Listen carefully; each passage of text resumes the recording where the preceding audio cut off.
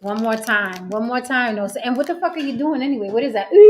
What is that? It's the thing that Rob made. It was all of us when we were sitting here. You don't remember that one? But it just goes. That's all it does. Well, that's we all coming together. Yeah, the song. That's the part where we all come in unison. I forgot who's saying. I think you're singing the lead, and then that's our back. Are you talking about that one? Is it? I think yeah. It's a upbeat like clubby. Where is it at? Oh, it's right here. Well, hola mi gente, welcome to another episode of On the Blizzard with Jen. No Saint is getting on my every last nerve because our shooter. You see what happened to my crunch? Yeah. Is it not non-crunchy? It's not crunching. So what happened was our shooter, our cinematographer, our DP. He's not a videographer, cinematographer, DP, filmmaker. He shot our skits for us, and he did a bunch of like. You okay, Haba? He's just dying. That's all. Okay. That's hot chicken. What you doing? You eating chicken? That's hot. Oh, he's over there eating chicken. Spicy. Well, he's a black man, so he's either gonna be eating watermelon and chicken. Mm-hmm. The watermelon is next. I'm gonna put in my CPR in a few minutes. Mm-hmm. Right. At least we got Get that camera rolling. I could be a hero and go viral. So hey guys, I know it's late. We're in Vegas. We're gonna be coming up late because we're doing a lot of shit out here. You know who we are. I am Jen, on the block with Jen. All social media platforms, TikTok, Instagram, whatever. If you're just scrolling to YouTube, you're like, oh, who are these beautiful people? It's On the Block with Jen. Where can they find you, Lily? I'm Lily of YB Limited. You spell that the letter Y, the letter B as in boy, and the word limited. YB Limited. And you can find me here with that name on YouTube, Instagram, TikTok, and Facebook. All right. Who are you? I'm Saint. I'm No Saint. I'm Saint No Saint on YouTube, Instagram, and Threads. Please subscribe to my channel. I'm getting close to 50 subscribers, and once that happens, I will be posting live videos. We got some plans for that channel, so sooner the better. Okay, this crunch is null and void. Well, because I want my other crunch. That's called Las Vegas heat. You guys, Is that what happens to it? This one is gross. You guys, every time you notice I'm eating every time we go live. So this is turning into a mukbang channel. crunch can never be gross. Mukbang. Huh? Mukbang. What? I said I don't see how a crunch can be gross. It's gross because when they melt and sit around, they just morph into something else. Should have put it in the freezer. Well, that's true, but I'm telling you, it doesn't take long in this heat out here. So, with that said, you guys, some things happened lately today. Lily, what the fuck? Tory Lanez. A whole dime. For those of you who don't speak street, that means 10 years in prison. You never know who's scrolling. You never know. I just assume some of you all have records. That's all. Yeah, well, the majority of us. Just saying. But that's another show. Hi, Grandma. Hey, are you going live with us? Or are you too busy eating? Okay, Ron's eating. So guys, you guys. Okay, that I'm not gonna lie. I was a little taken aback. 10 years, Tory Lanez, who shot.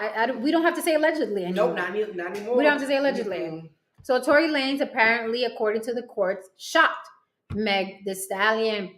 And you guys were divided. You guys were divided as you normally are on everything. Someone can shove a glass of water in your face. You're like, that's not water. Yes, it is. H2O. It's what you know how you motherfuckers do. You argue about every fucking thing, okay? You're like nagging bitches, even you men. Oxygen. Right. It's clean rainwater. So Tory Lanez shot Meg Thee Stallion, convicted, sentenced to 10 years in prison. A lot of you guys didn't believe that he shot her. Apparently, they had enough evidence, and the jury said, yeah, he shot that chick. I'm sure she's happy. The controversy was that she didn't want to get him in trouble at first. So when the cops first got there, she didn't let them know exactly what happened. Although afterwards, she was like, no, he shot me. So that's very, very interesting.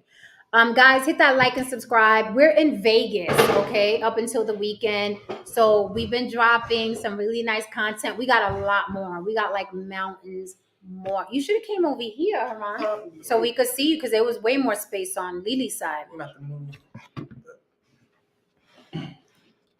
There you go. Then I got to slant it. Like that. Yeah, there you go. Okay. So now we're on a fucking slant though. I know it won't look slant on. Oh yeah, well. It looks now we look slanted like us. No, I think on there does it look slanted? Yeah, we look slanted. However we look to us, that's how we look to them. Because I think there you go. Because it looked like that because of this. It's weird. It's optical illusions, I think. I tell you too. So guys, we've been dropping videos of how it is for us to live together. We've been living together for a couple days now. A lot of crazy shit has been happening. A lot of funny shit has been happening. Mostly skits. We got a lot of skits coming for you guys. We are a fucking media house now, okay? We do this. We have our own separate careers.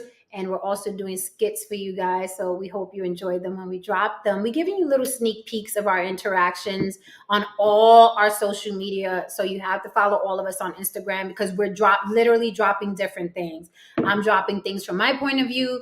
Lily's dropping things from her point of view. No Saint's dropping things from his point of view. Ron went to Guitar Center. He's dropping, he's playing instruments, Guitar Center. So you really have to be following all of us to get the full gist of everything that we're doing. Okay, because we're all doing different things with each other. You know what I mean? I went food shopping today with No Saint.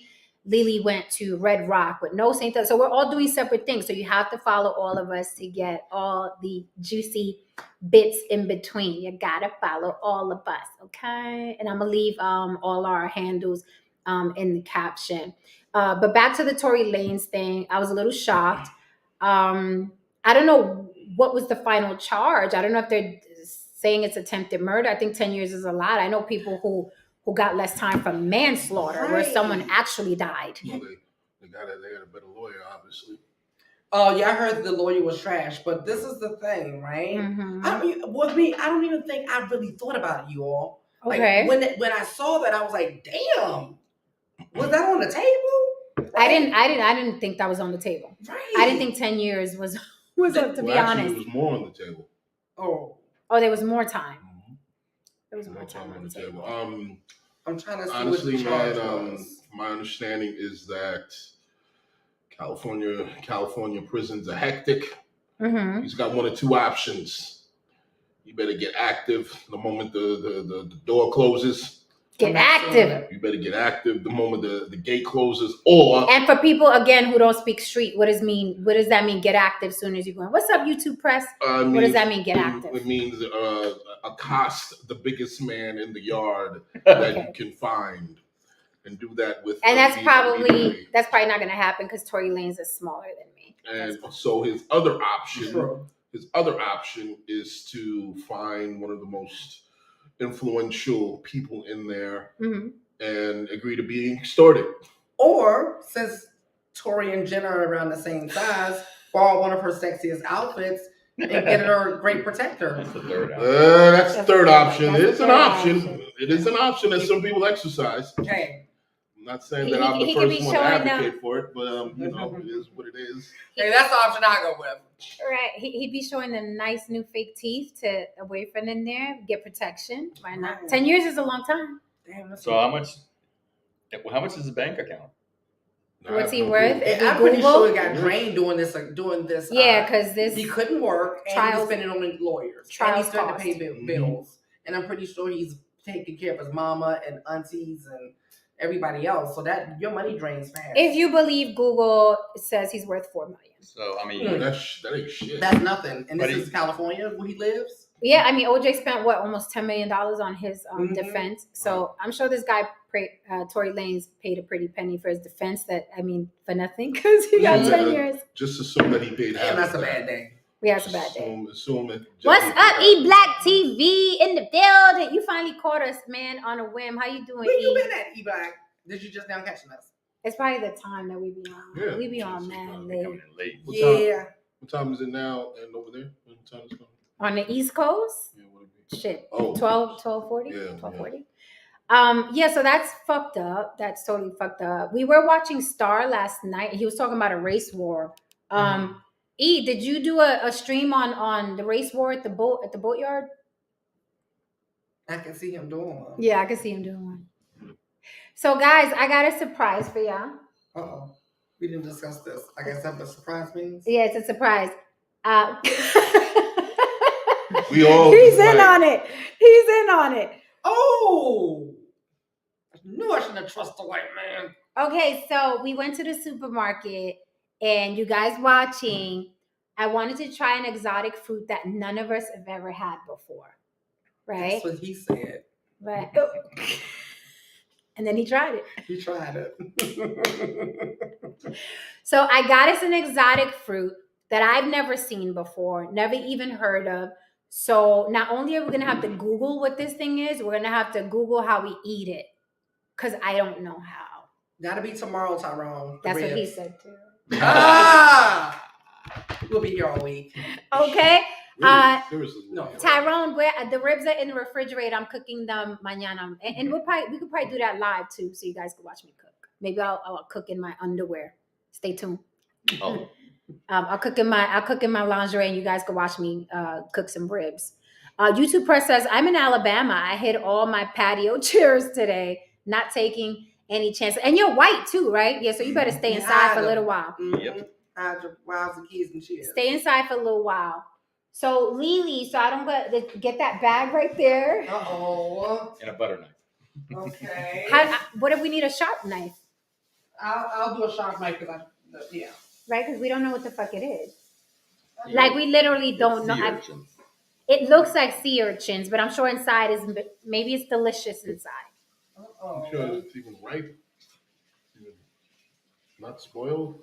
We're gonna find out. Oh, Jesus. No, it's not We won't spoiled. even know if it is or not. This is our first time Exactly. trying it. It's not spoiled. Not until we die. I see some shit crawl out. I'm totally not. Oh, these It's things just- look like they crawl, so don't worry about Who's that. the data? God. It's dope. Listen, we went with it because the other thing was like $7 a piece. Yeah, like the exotic fruit. The dragon Listen, fruit. yeah, the like exotic fruit is like $7. $7. No, that one was $5.99. It Oh, was yeah, another one, an Asian type of fruit that was like it's almost $8. I'm like, really? That's a meal Yeah, no. for one. Oh.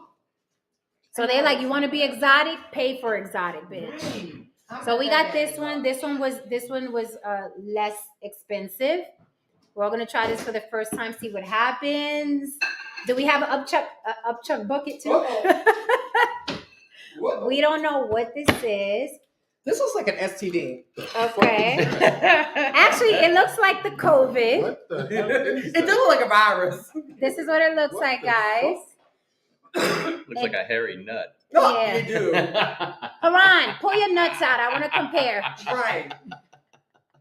This is like if we oil up Haran's nuts real nice. Oh, shit. They are kind of hairy though. Okay, so we're good.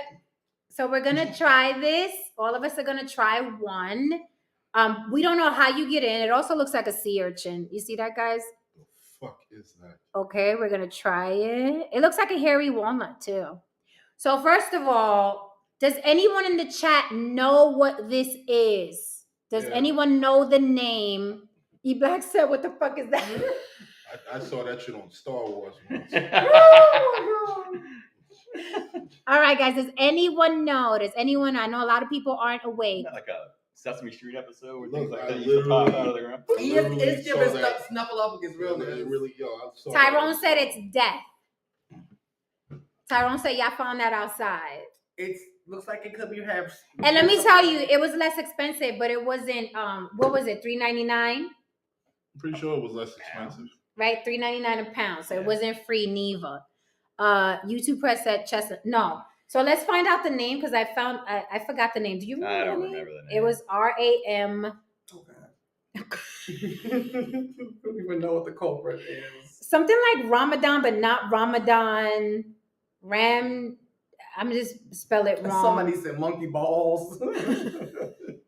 I'm gonna spell it wrong and see if Why didn't you Google just gives take me it? the. Yep. What? Is it Ramad? That's it. Oh, we found it!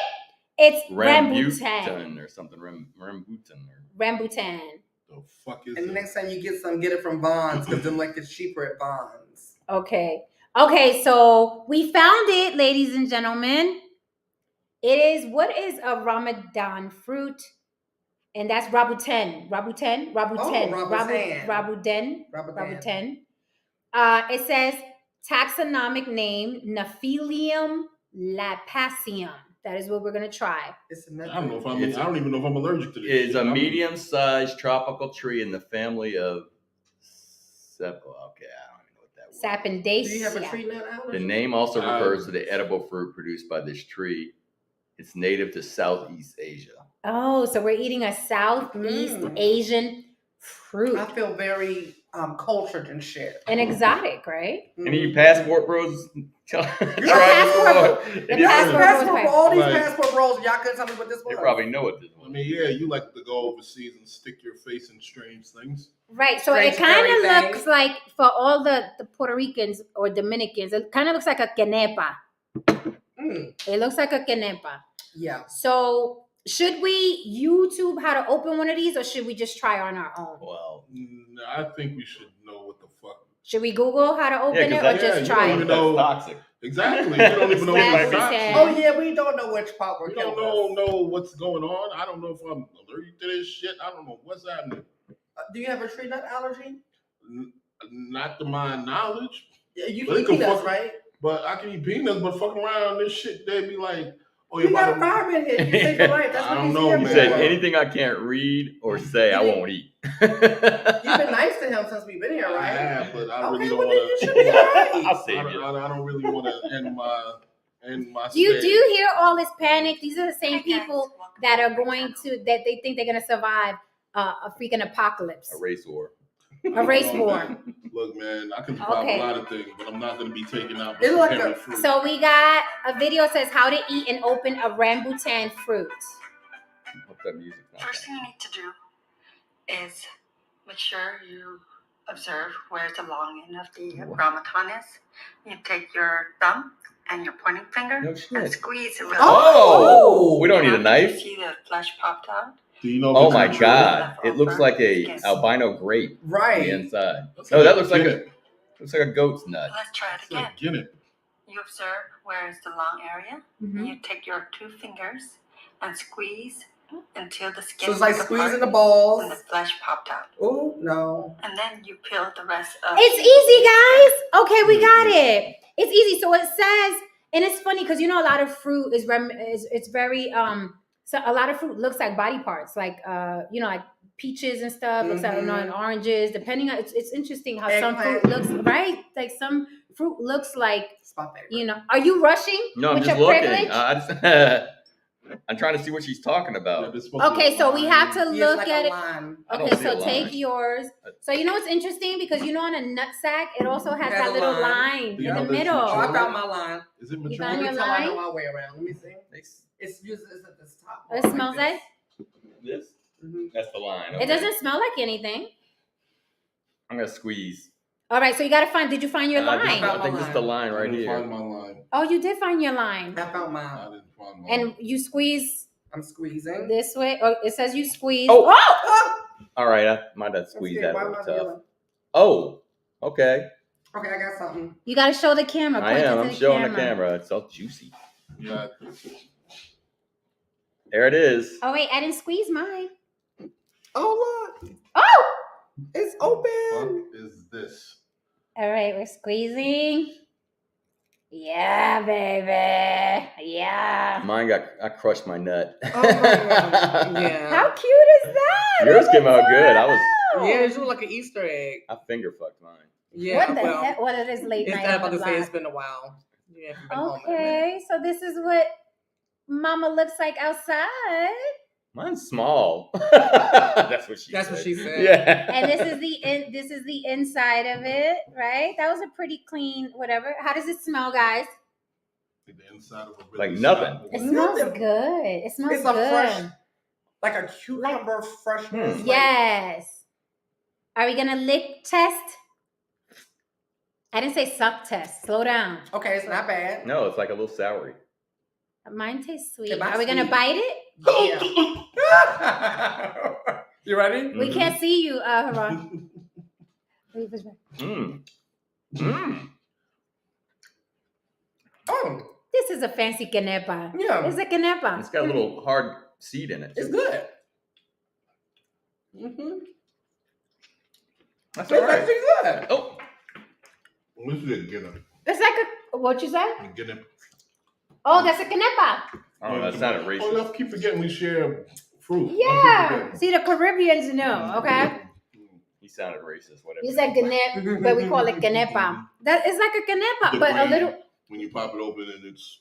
That's pretty good. Mm-hmm. But you know what? I like it better than a canepa. Because you know a canepa, you have to like keep sucking on it and get all That's that. good. I can do that. Yeah. They greedy. I finished. Don't bite into that seed though. That was good. It was all right. Look, that's the little seed, y'all. You see the seed in it? It is kind of like a clear grape. So what is this called again? Rambutan? Like a grape. Like a bigger grape. Without the skin. Okay, this. Here, I don't like grapes, so that's to me. I So like this that. is like without the seed in it. I like grapes. Mm-hmm. This definitely looks like something out of Alien. It does. This looks like a prop in a Ridley Scott movie. But isn't it interesting how there's a little fruit, but it looks just like a sea urchin? Mm-hmm. It looks just like a sea urchin. That was tasty. Mm-hmm. That We was need to good. wipe this table down. That was We do tasty. that. That's not a problem. Did you say you just did it? I know, I said we need to because I'm like, Oh yeah. That was good. those sticky. Cool. Okay, that was yummy. That wasn't Yeah, bad. I like it it. gave me That was a a treat. grape without the skin. Yes.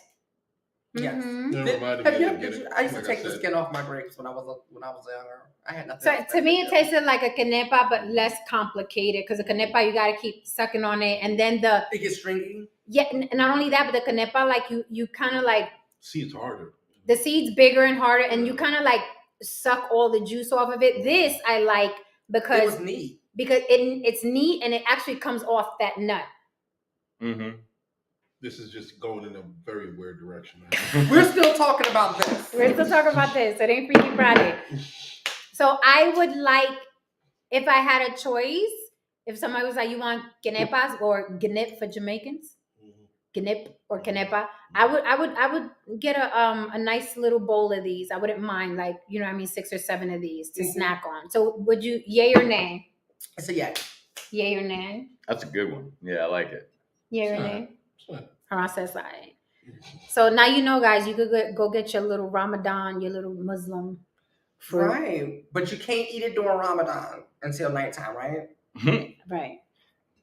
Easy to remember though, from Ramadan. Right. Yeah. So So Jay Kavasi said it tastes like a grape. I got those from Whole Foods before. Oh, it's a fancy fruit. He got it from Whole Foods. actually, I'm gonna be real with you. That's actually where I've been getting my fruits from lately because Mhm. every time I get fruits from anywhere else, it's been trash. Mhm. It tastes like water. Doesn't it taste like the freaking fruit you get in prison? Yeah. Like, you know, in prison they give like all the bad fruits. Yeah. It's been tasting bad. So I've been doing the Whole Foods thing lately. Totally different. Take a note of that, ladies. Jay Kavasi got Whole Foods money. And he's young, right? I think he's in his early 30s. Yeah, so- I think. But don't ask him his age. He gets sensitive Oh, I about it. forgot he's sensitive. Yeah, But he's sensitive about it's his the age age. group He's- thing. It's his generation. Yeah. They He's do insulted when you sensitive ask well. him. Yeah, they do. Too much. Yeah. We were born social paths in our generation. Oh my, we had no choice. Pretty much. E Black said we brave. Yeah, that was stupid. Well, it's kind of a thin line between. The ghost of Alpo says, no saint, why did you leave your Spanish wife at home alone? You Well, tried it. first of all, E Black said Google trash can. yeah, I saw that. Is it monkey balls? Chestnut. Damn, somebody walk loud as He's up fuck. there loud, yeah. Yeah, okay, so all right, so this was yummy. We will do it again. Now we know what it tastes like. Okay, now you guys know what it tastes like. I don't know if you're gonna try it or not, but this is okay. Very sticky too. Yeah, sticky. Interesting. Yeah. Yeah. All right, guys. So that was our little experiment. We will try different fruits or foods for the first time for y'all, and we'll let you know what we think about it. And who knows, if I see Jen at the end of the month, I'll video her eating alligator for the first time. I don't know, no saying, because they said it tastes like octopus and Chicken. chicken. I mean, Should I try the alligator, you once guys? you get over the octopus part. Hey, Sherelle! Hi, We just finished trying a weird fruit, Sherelle. And it was actually quite yummy. Very interesting. And also tomorrow I'm gonna cook, so I guess everybody could get on and tell y'all how I cook. That's right. Because I'm cooking tomorrow for the team. No Saint was the first one to cook. Because I don't like eating out a lot. It makes you feel sick after a while the more you eat out. So I'm like, we're trying to get some home, some home cooked foods along with eating outside. Because it's fun when we go outside to eat. Thank you. You guys need a wipey? Yes. You don't need a wipey, Ron? No. Thank you, Make a Leland. mess of myself. You guys got wipes? How many of you got wipes on your toilet? My kids will not use the bathroom without wipes. Me too. Nice. Me too. They're spoiled. Crunchy. I'm like, you know how you've never tried Air Force toilet paper? That thing it's like sandpaper. Air Force toilet paper? I keep like hand wipes and. Well, I mean that's what they gave you. That's what they gave you. It was like sandpaper. I'm like, you guys have wipes. I think we should all go. What do you guys think? We should all go live tomorrow when I'm cooking. We could all help to cook. Yes, we need to start. That'll be fun. We could set up the camera and then the whole family project. There you go. Although I'm probably gonna be throwing people off the kitchen. You're right. It's gonna be cute for the camera. Then you're gonna tell us cut the cameras and get the fuck out. Get out. Get out. So is there gonna be a race for you all? Oh. Well, we were watching the Star Report last night, and they had some really great points. No, Stan, I know you watched further than we did. And some people were making some good points about the race war, and that's something I'll start with. Something I heard that was interesting about the race war, where some people were calling up saying, "Yeah, man, we ready for a race war. Fuck them white people, blah blah." And then someone had called in and basically said, are you ready for a race war? Do you have extra food? Do you have extra ammo? Is there a place for your family to be? Can you grow food? Can you create weapons from scratch, right? Which is really, really important because I think, right, I follow gun enthusiasts. I'm a gun girl myself. However, it is easy as pie to find a white Facebook page, Instagram page, YouTube page, right? Of people that are armed, quite dangerous, have lots of ammo. Now, I do follow Black Gun Owners Association and Black Enterprise and things like that, but they are nowhere near in abundance the way these white people are prepared. I'm going to just say it like this. For a race war. I'm going to say it like this. A lot of black people, particularly black men, don't know how to shoot. Because they've been watching music videos. Right. Like this, and they don't. I heard that even at the gun range, like they say that the women are, like, not always, but a lot of times do better. Oh, that's hilarious. Sarah says, does this mean the gender wars have ended? Yes, it's been replaced for race wars. For this week. Just basic military training, discipline, and so on and so forth. I mean, because if you're going to war, you have to understand what war is. War isn't you just a bunch of your boys just going downstairs and beating up somebody and kicking them with Timberlands. Okay, that's cool for the gram, and that was cool for the little footage that they showed everybody. But war is tacticians, people who know how to fight without weapons, people who know hand-to-hand combat, who know training, who know how to actually cut you with a Billy knife, know how to use a knife. Do you know how to use a fucking knife? You know what I mean? There's people who know how to use a knife. There's people. Do you know how to close a wound? Yes. Do you know how to stop bleeding? Yes. Mm-hmm. If somebody, what's the first thing to do if someone cuts you in the stomach and runs off? What do? And they keep the knife in you. What's the first thing most of you are gonna do? You're gonna pull that knife out, most of you. And what's gonna happen? You're gonna bleed out all over the fucking place. So I always recommend, I'm a huge fan of Carrie Trainer. Carrie Trainer. Mickey Shuch. I talk about him a lot on the show. I interviewed him twice. Cry. Okay. He said cry. I interviewed him twice. Okay. And he shows not only how to use all kinds of weapons, but also how to make a tourniquet, how to stop bleeding, all kinds of crazy CPR, balancing on a thing. Like he says, you should be sharp all the way around, not just have a gun, right? Because a gun can only get you so far, especially if the other guy got a gun, right? But unfortunately for us, we think just having a gun is enough, right? And there's so much more when you're talking about war. That's why when wars happen, you got what? The medical, Saint, this is your thing. You got, you know what I mean, guys on the field who know medicine and know turn and all that stuff. You guys are just thinking, and don't sleep on the Timberlands. That shit, them Timberland rubber. I'm not sleeping. Okay. But for some brother, for a lot of dudes, That's the extent of it. That's the extent. Once you put them out of the Timberlands, they out of their scope.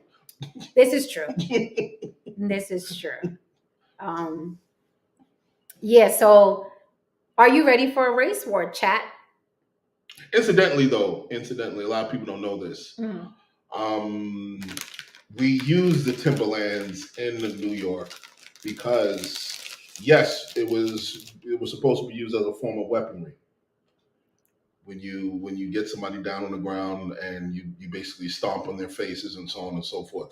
So it was bigger than a fashion statement. You know this, Jay. Yeah. It was bigger than just a fashion statement. It was really more so about use as a covert form of weaponry.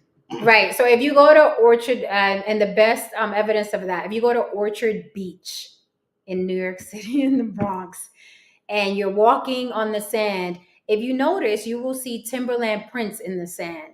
So yes, men really go to the beach in their construction boots, in their little groups. You will see guys with shorts on, no shirt, and Timberland boots, okay? Because it is an extra weapon. So if you see a group of guys in the summertime, they got shorts on, no shirt, and a pair of Timbs, just know they with the shits and keep it pushing. And look, now they'll have all like the shorts, the Timbs, and a mask. So Yeah. I really cross the street, but I forget. Just keep it pushing. If I can't see your face and we're not in COVID and you got Timbs and a mask. And anybody who doesn't care it's 100 degrees outside and is walking around in a pair of construction boots, just keep it pushing, okay? Seen bad things happen. I mean, it's like that when I see the teens with the full-on sweatsuits and hats. And it's getting hot in here. I put it up too much. Mm-hmm. Yeah. You put it up? Yeah, I sure did. Because it was cold as fuck in here. It felt like you could keep me in here. Let me tell you, these two, you two, Lizzie, right? What? With the cold? cold. Oh, that's me. Oh, yeah, we have an ice box. All three of us. Oh, yes, we like ice boxes. See, I'm the only one, okay, La Boricua. I'm the only one that can't take this fucking cold. I don't know what's going on here. Yes, I love cold. We do at least 6. Everyone always says this. YouTube press, not only does New York have beaches, but New York is surrounded by water. We're a bunch of islands, actually. Yeah. So, yeah, that's why we have a lot of beaches. New York is an island, darling. So New York City. So, race war. Let's just keep it a hundo. If a race war broke out, there's no way on this planet, on this earth, that we would win that shit. We don't have the numbers. We don't have the discipline. We don't have the training. And we don't have, what's the word I'm looking for? Focus. Not the focus. We definitely don't got the focus. The camaraderie. Yeah, we don't have the camaraderie. Exactly. We don't have we would have to fight the white people, because the reason why they're talking about race wars is because what happened at the Montgomery, Alabama, with the whole thing, right? It was the white people started it, then got their asses whooped by black people. You felt sorry for the lady that got her ass whooped. Oh, I meant to. Go ahead. I meant to tell y'all, I got an update on that, you all. Y'all ready for this? I'm ready. So No Say was upset. Not upset. Oh, no. Okay. I wasn't upset. He was just perturbed, little disturbed. What word would you like to use? I said I don't ever like seeing women get beat down by guys. That's what I said. It wasn't God. It wasn't a guy. No, it was women. Well, no, there was that one that looked like a guy. But it was a woman with short hair. She came out and said that was me to beat her ass today. Yeah. So and she cleared it up that the women came to protect the men from getting beat up by the women, because they didn't want the men to even turn around to even, attack the women without even knowing that they were there. So that's why the women came to attack the women who were attacking the black men. Yeah. Okay, and that's what I saw. I saw while, the black men were defending the black man that got jumped, I did see the white women trying to jump in on it. So quite naturally, any one of us, any woman who's there on the spot is going to jump on them, okay? Now, maybe aesthetically, it looked like men were whooping them because they got whooped so bad, but it was women on women. Okay, that's what had happened. But moving on, the white chair, you felt bad about that. The white No. folding chair. The lady that got hit on the floor. Oh she yeah, was I mean, upside like, yeah, that was by a guy, right? The one with the that, chair. that was a big old man. Speak up for your white people. No, saying, get in no, there. listen. Defend your people, no saying. Oh my God. No. Listen, it's funny because this is a video on YouTube that went viral. Mm-hmm. This whole thing about, I think people think that a race war, is people beating up each other like that. Oh, here comes the race war, and everybody's going to be, it's almost like guerrilla. That's the only thing that will be a race war, if it's like guerrilla warfare or maybe some small groups. Mm-hmm. But as a whole, militias and stuff. Nobody's, first of all, if it got too serious, you're going to get put down by the National Guard, right, or whatever. But it's to act like white people are that together and black people are that together to have any kind of meaningful conflicts going on. Right. But here's the problem. See, this is where the math gets skewed again. Like, it doesn't have to be all of you together. There just has to be enough of you together, and more times than not, as long as there's enough of you that's together, there has to be just the same amount of us together. You know what I mean? In order to combat that. And 9 times out of 10, that's not going to happen. You know what I mean? There's going to be less of you that's with the shits. But if there's less of us that's with the shits, there's less of us, period. No, that's true. You know what I mean? But a lot of those racist militias are going out there. They're more worried about the government than they are about anything else. You know what I mean? But no, like I said, so this is going viral. People are saying, "Oh, race war." I like what Rory said from the Star Report because it's kind of true what he said. He's like those rednecks took the L, and he was talking about how people think, he was basically saying the only thing that those rednecks hate more than black people or northern white people. Like, there's a division there. You know what I mean? Mm-hmm. And so there's no such thing as this togetherness. Like, they don't like Yankees. No, like, hey, you killed my grandfather. Mm-hmm. I started laughing. But I do agree. I do agree with something, ironically, that a white man said earlier. There was lots of white privilege getting beat the fuck down, and during that situation, the white woman that got hit in the head with a chair, right? I agree with this. When there's a brawl, right, there are people who jump in it to fight, and then there are people who I don't want nothing to do with this. Yep. Fat Karen said, "Oh, I'm with the shits. I'm with the shits, right? Yeah. I'm gonna protect Josh and Kevin and Chad Brad. and Zach, and I'm gonna go in there." You put yourself in harm's way. You step into the fight. Therefore, whatever happens within that fight, all is fair. Now, if you were minding your business, I stay out of men's business. If I see men fighting, now, if she was minding her business, like just walking randomly and got caught up, like, oh my God, I'm not supposed to be here, or she was hiding, and then the man did that, then I understand. However, she jumped into that fight. Now you an opponent. Now you're the enemy, right? And you could possibly hurt someone on our side.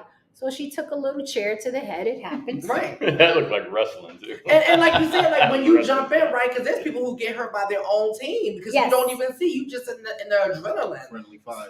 Yeah. Yeah. So she got pretty far. Her leg was bleeding and everything. So I'm sure there's gonna be lots of charges. I saw arrests on both sides. Yeah. That just should be. Yeah, so there's gonna be. It was a thing, but it wasn't there was no weapon, like with no guns. Well, that's the other part. That's the other part. It was a straight on old school fight, old school beat down. I'm here for it. Yeah. I think the only thing that stopped that from being some shooting going on was the fact that they were shirtless and they were on boats and they didn't have access to their guns because that place. Yeah, but mostly everybody that sails has a gun on board. Yeah, but by the time the fists were swinging. No, I'm just giving information to people. Don't think that you're going to step to somebody on a boat because a lot of people carry because they're still pirates. It's still pirates. People are still robbing people on the fucking ocean. Yes, they do. I still like I would have been the guy jumping in the water. He took off. He said, fuck the women getting beat down. He didn't even stay to save his own women. Take note. Okay? He didn't even stay to save his own woman. He took to the water. He said, I'm out. They can't hit me in here, right? Well, those same things we can't swim. I was about to say, he thought so too. Yeah. That's why he jumped his ass in the water, because he thought we couldn't swim too. How many of these brothers can swim? I don't know. I'll take my chances. I'm going out the Well, you saw the one that swam all the way across to That's put the one. That's the one you would have to. some whoop ass. So speaking of because there'll never be a race war. It's be ridiculous. And plus, I do agree that all them white backwoods motherfuckers, they're more worried about the government. Like they feel like the government is our enemy. With that said, we're just not ready collectively. We're not ready. Not only would we have to fight white people and survive white people, we would have to survive all the brown and black people that would be sucking their dicks for survival. So we would be outnumbered.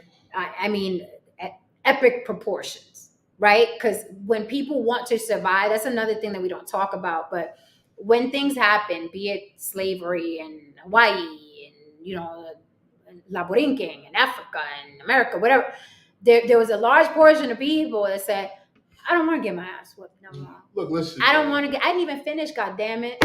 I'm so sorry. Thank you. Go ahead. He's such a gentleman. I'll close here.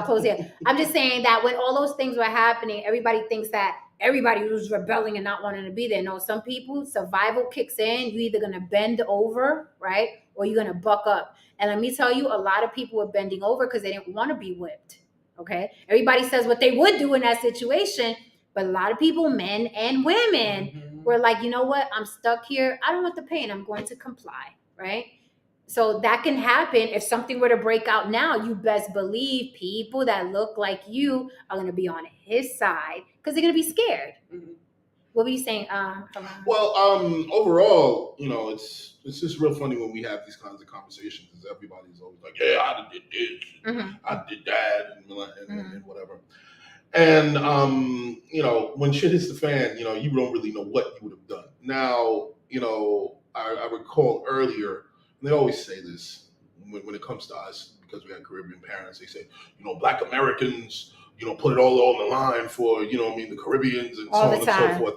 But you see, if you let them tell it, it makes it sound like every last one of them did it. Yeah. No, there's only a small number of you that actually did it. For everyone else, that's the shit you don't mention. There was a lot of you who stood back and took it up the ass. Yeah. You don't mention that, because it's uncomfortable to mention that. And another thing too, the reason why that's all bullshit is because and so on and so forth is that you're ready for a race war, but the government kicked you out of the home. Is it over? Is the stream over? Is the stream over? You're not talking about the same guys. The government kicked you out of the black home, but you're ready for a race war. And they just asked nicely. Exactly. They just asked nicely. No one came to the door. No one came to the door. With a barricade or whatever. All they said was, if you don't leave, she don't get the money. And that's it. And then it was like, all right, time to go. That's it. You know what I mean? So to the city and be like, yeah, we're ready for whatever. No, you're not. No, you're not. Because, you already shown in the past that you're willing to just drop trial. You know what I mean? The moment shit kind of gets That's too much naked truth. And I feel uncomfortable. But they don't even say it was a government. They say it was the black woman that kicked them.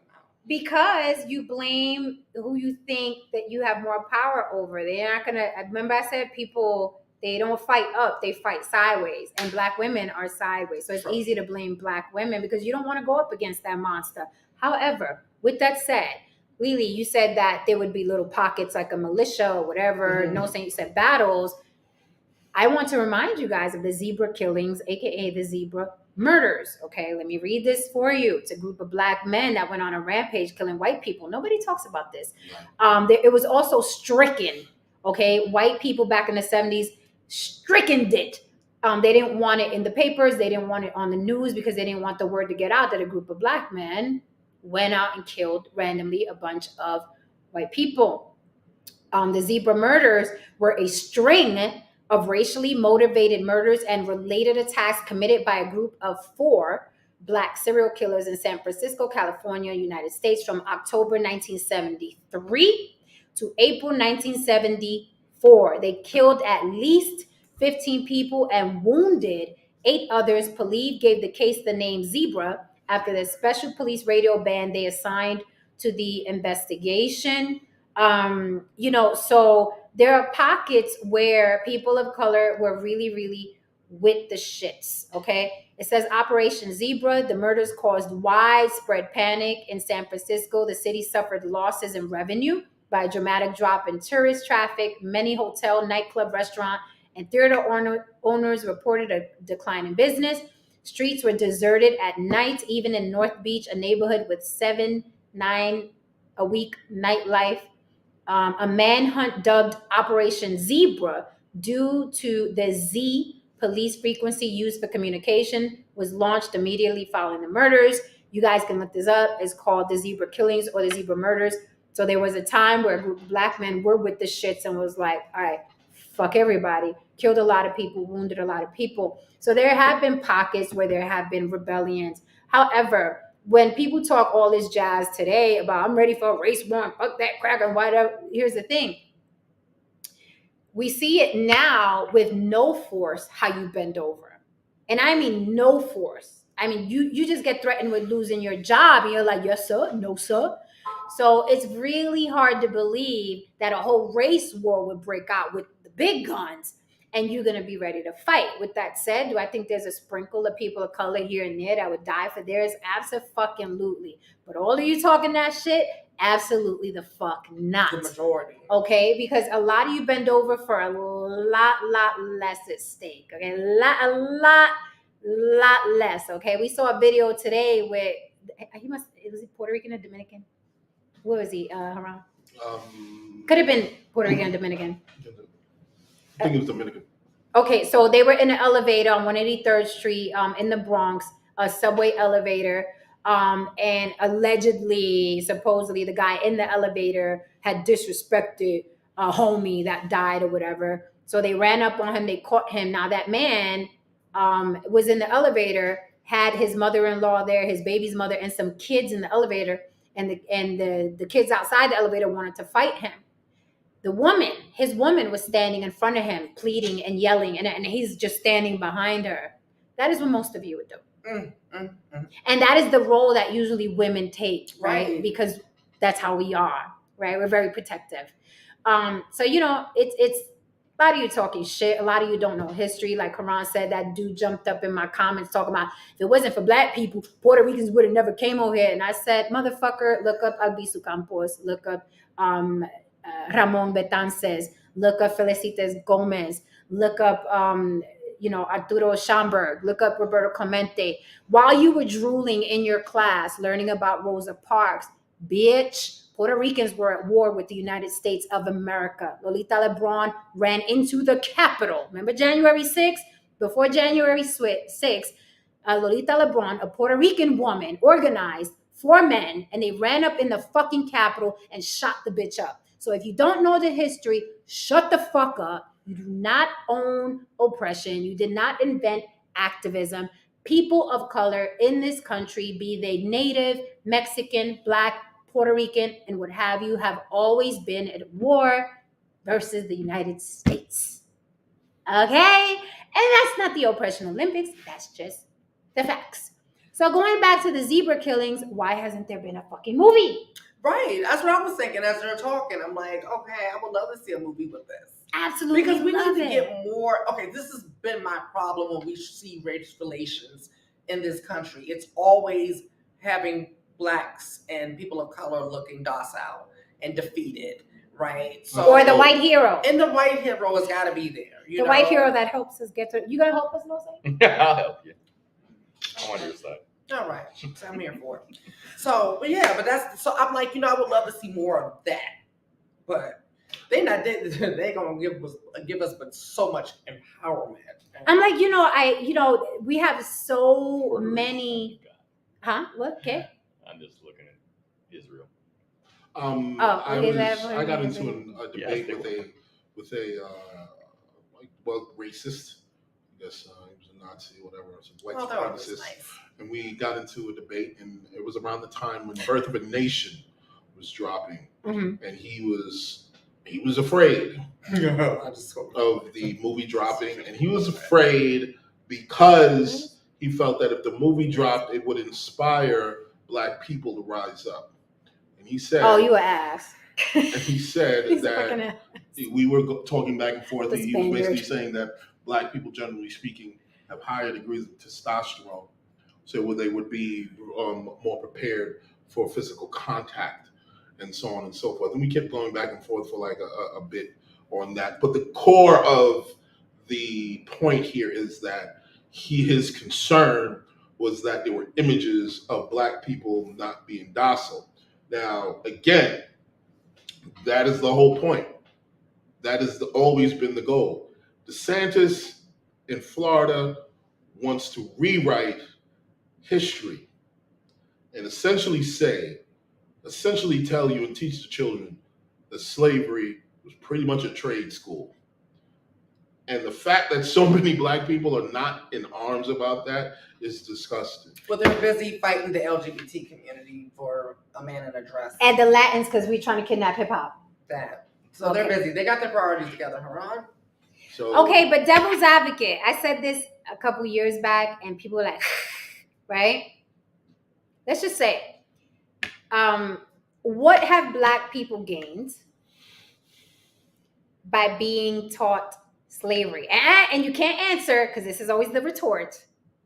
You can't answer, well, they're teaching that so history won't repeat itself. If they keep teaching us that we were slaves, then we won't be slaves again. History won't repeat itself. Let's be clear. If this government wanted to enslave all of us, ain't a motherfuck or a fatherfuck that we could do about it. Nothing. Now, with that said, there's going to be a lot of Nat Turners amongst us. Going to be a lot of Harriet Tubmans amongst us, absolutely. But as a whole, in general, just because we don't have the military power, so let's not get panicky. Let's deal with the real. This is the block. Let's deal with the fucking real. So without answering, well, we got to know what happened to us in slavery, so it doesn't repeat itself. It could fucking repeat itself. Shut the fuck up. My question is, it hasn't even gone away. What are you talking about? hello.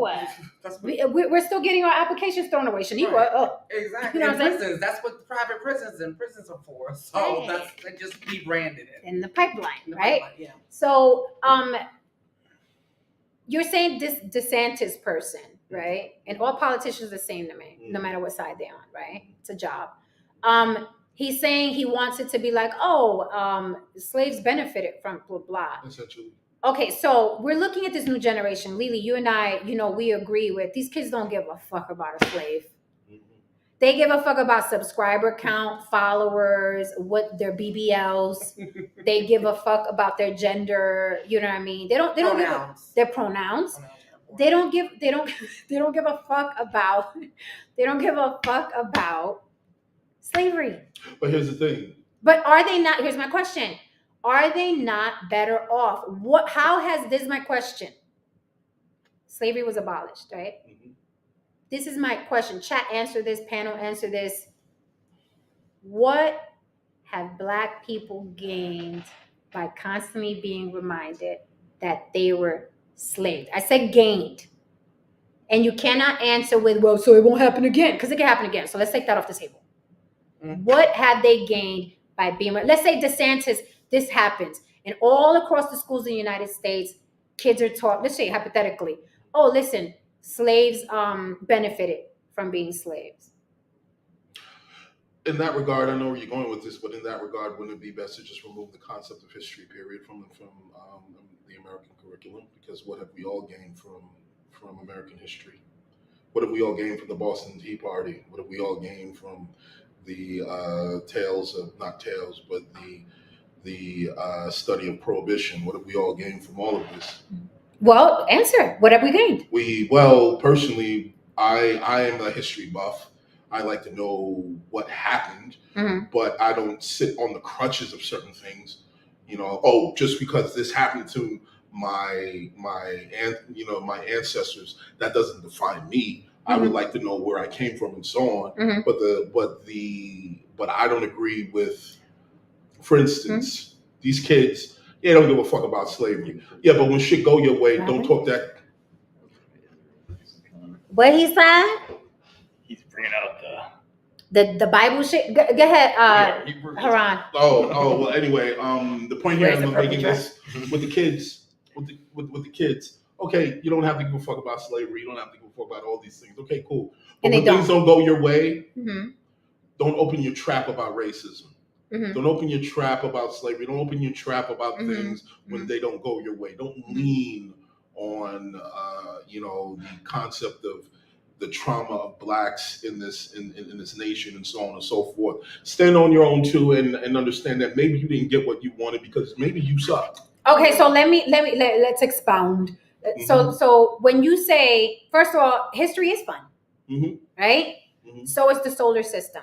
So if you're coming from a space where it's like, oh, I want to know how the fucking pyramids happen. I want to know what's beyond Mars. That's one thing. But the way slavery is taught, right, to us, not only by the school system, not only in our own homes, the way it is taught to us, it is taught in a fucking way where we were less than, we were cattle, we were animals, we're the inferior race. Singled out. Wait a minute. We were singled out. Yeah, that is not us. Okay, not us, but we're talking about in general. Yeah, no, Black Americans. Black Americans. Yeah. Okay, Black Americans, Black Americans, not us, Jen, because I know, but we gotta care about Lily's not Caribbean. I understand what you're saying, but we have to be clear on this.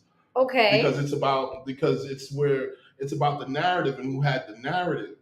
Whites had the narrative. They had power and control over the narrative.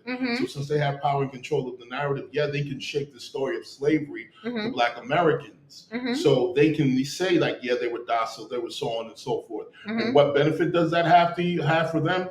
Not really much of a benefit, because that just conditions you. We're paying the consequences. Right. It just conditions you to be docile. It conditions you to believe that you're less than. Now, in the Caribbean, the way that it's taught to us, we due to the fact that we're the ones who have control of the narrative, we explain that we rebelled. We explain that we got up. We explain, and that's but that's irrelevant. I know how we were raised. Completely different. My father was like, I'm the king of Puerto Rican. Blah, blah, blah. I know that, right? I didn't know he existed till I started going to school.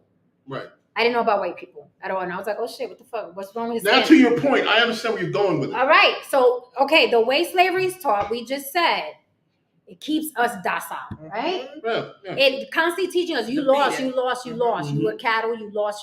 We're paying the consequences. So, listen, let this cracker, respectfully, this white devil, respectfully, if he implements that, honestly, that's a gift in disguise. Honestly, think about it. I know everybody's looking at me like I'm crazy right now. Everybody's looking at me, what the fuck she talking about? We are victims of white people. We got to stay victims. But if the motherfuckers, it was like a trade school. They benefited from it. We took them from Africa, and now they were out here speaking English, whatever.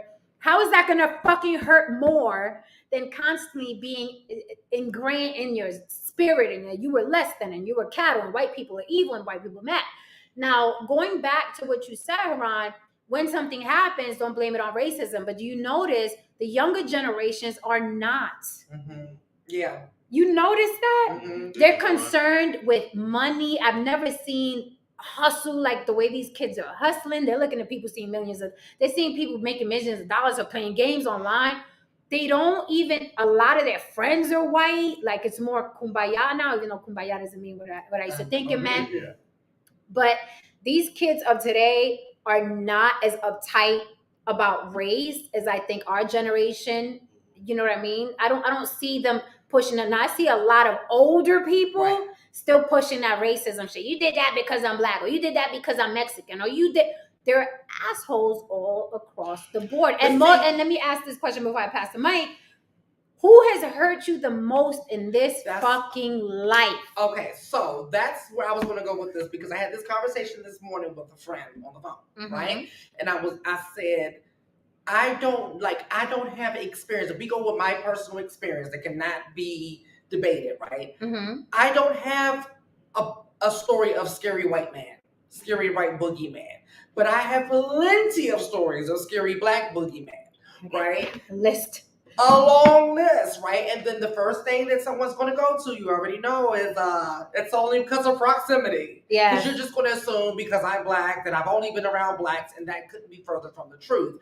I grew up around everybody, literally. Mhm. But I have also had the experience of living in all Black neighborhoods. Mhm. I've had experience of living in all white neighborhoods. Mhm. I have experience living in right now, live in a partial Caribbean, partial Muslim neighborhood. Now, mind you, I'm a whole trans woman walking down these streets, right? They don't bother me at all. They don't even stare at me funny. Now, I can assume that they don't agree with me, but they respect me, right? That was not the case living in an all-Black neighborhood at all. Now take that situation to Puerto Rico, or take that situation to the pits of the Bronx, right? Since we want to talk about proximity, the point is then if that's your retort, then you're proving the point that we're more in danger amongst our own than this dude downtown when I worked in Avenue of the Americas on 45th Street and 3rd Avenue in New York City. Well, I would say this. Technically speaking, I really don't have a dog in the fight. Because we're discussing Black American history. We have a dog in the fight because the people we're related to, the minute. people we love, the people with. Wait 1 second. I don't have a dog in the fight in a certain sense because it's this. You know what I mean? Further, let's look at it like this. This is how I perceive it. You better damn well be certain that that Jewish history, it will continue to be passed down generation to generation. Now, if Black Americans allow this country to continue to falsify, reimagine, leave out, reshape their history without any kind of pushback, I'm going to look at you like, wow, you're really going to let this happen? And I'm supposed to believe that you have some degree of self-respect?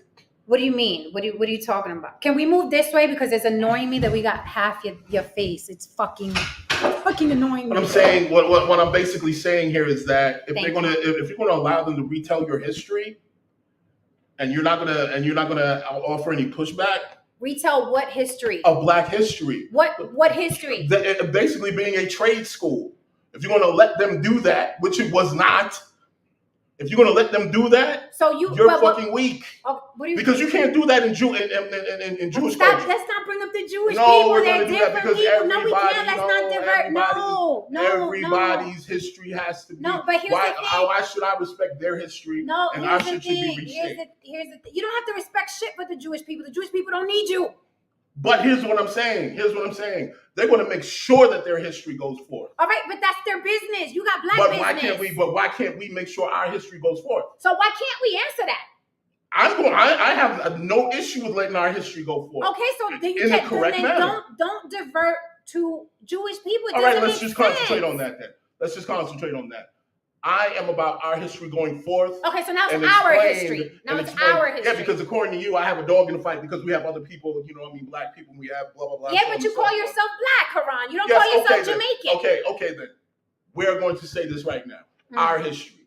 If it's going to be our history, I want it to be told in the manner and the correct version that it should be told in. Okay, but your version is Jamaicans fought. Yes. Okay, the Black American version, though you call yourself Black, right, is what? They were docile, they got taken over, it wasn't yes, I have an issue with that. Yes, they don't discuss Nat Turner, they don't discuss the rebellions, they don't discuss Rosewood, all of these areas. No, they do not discuss. Okay, I'm calling cap and bullshit. You know why? Why? Because we all know about Rosewood. No. We know that independently. We all know about that. No, by now it is. No, sir. I'm not going to do that. This is not 1970. This is why. This is not 1970. It is 2023. They fucking put a movie out a couple years ago about Nat Turner. A couple fucking years ago. Everybody knows about Nat Turner. It's in comic books. It's in comic books. Movie that didn't get that much traction. Okay, so again, I ask, whose responsibility is it? Well, I will say this though. The other thing is the younger people, another reason why they don't always retort to that, because they have access to more information. They don't have as many excuses that we have, because the only 3 people was getting, or 4, I think we said, that was getting shoved down our throat was Martin, Rosa Parks, Harriet Tubman, and Malcolm. You know what I'm saying? Like that was, but they have TikTok and everything like that. And I'm still learning about new people that I didn't know about, but this is their norm. They have access to this information. So they know more about the people who did great things, because I mean, the amount of Black inventors, we were never taught about that. You know, a lot of different things. I mean, we got the whole Hidden Figures movie that came out and all that kind of stuff. So it's a different time period. Mm-hmm. And I feel like with the younger generation, they don't have an excuse because they do have access to information. And so that's why they kind of look at us a little bit different. But you don't see that every generation is different, right? Mm-hmm. This generation of kids that are coming up now don't give a fuck about slavery, but they're also hustling to make money. And honestly, individually, no matter what race or color you are, and we said this, I think Jimbo said this yesterday. It's about money. Right, it's about money and your hustle. So this generation. It's not about these guys. Generation. Say again. The generation that pushes degeneracy forward. No. Let's not do that. There's in the Black community, in the Puerto Rican community, in the white community, there's a large demographic of degeneracy. I don't give a fuck about them. I don't even include them in any conversation because every Modern Renaissance man, why don't you just come up here and as a Black man actually state how you feel about the narrative in the schools actually being shifted instead of worrying about me shaking a goddamn table. No, seriously. Well, don't shake the table. No, why don't you come up here and actually say or support what I'm saying? Because they're ready to teach your children that your children were essentially, I don't know, having internships back in the good old 1800s. Well, I'll drop him. Somebody I'd wants like to see him up here. You could come up and find him. Like this. I dropped the link for anybody to come up. So again, I asked, and I understand what you're saying, but then it goes back to the beginning question. What benefit will these kids coming up, okay, my grandson who's Dominican, Black, and Puerto Rican, okay, what benefit would he have to hear you was a slave? But there was this guy named Nat Turner one night, and he killed 3 white people. And what happened to him, Grandma? Well, the white people killed him. But keep hope alive. Now, would that benefit my grandson? Or would it benefit my grandson for me to teach him snakes everywhere? Right.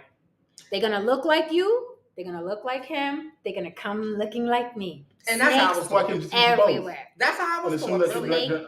Why can't you tell them both? Because this is why. Great question. Why can't you teach them a great question? Because you and I were taught both. Okay, listen. And it benefited me none. Okay? Okay, listen. What benefited me was the shit my father taught me. Okay. That's what benefited me. I didn't know that there were slaves in fucking Hawaii picking cane to Puerto Ricans. I didn't know that shit. Okay. I was never taught that shit. I learned that shit when I went to Hawaii, right? Nice place, but not better than Puerto Rico. So when you were saying, why can't we teach both? Here's the reason why I don't like both. Because one puts in my grandson's head, you were cattle.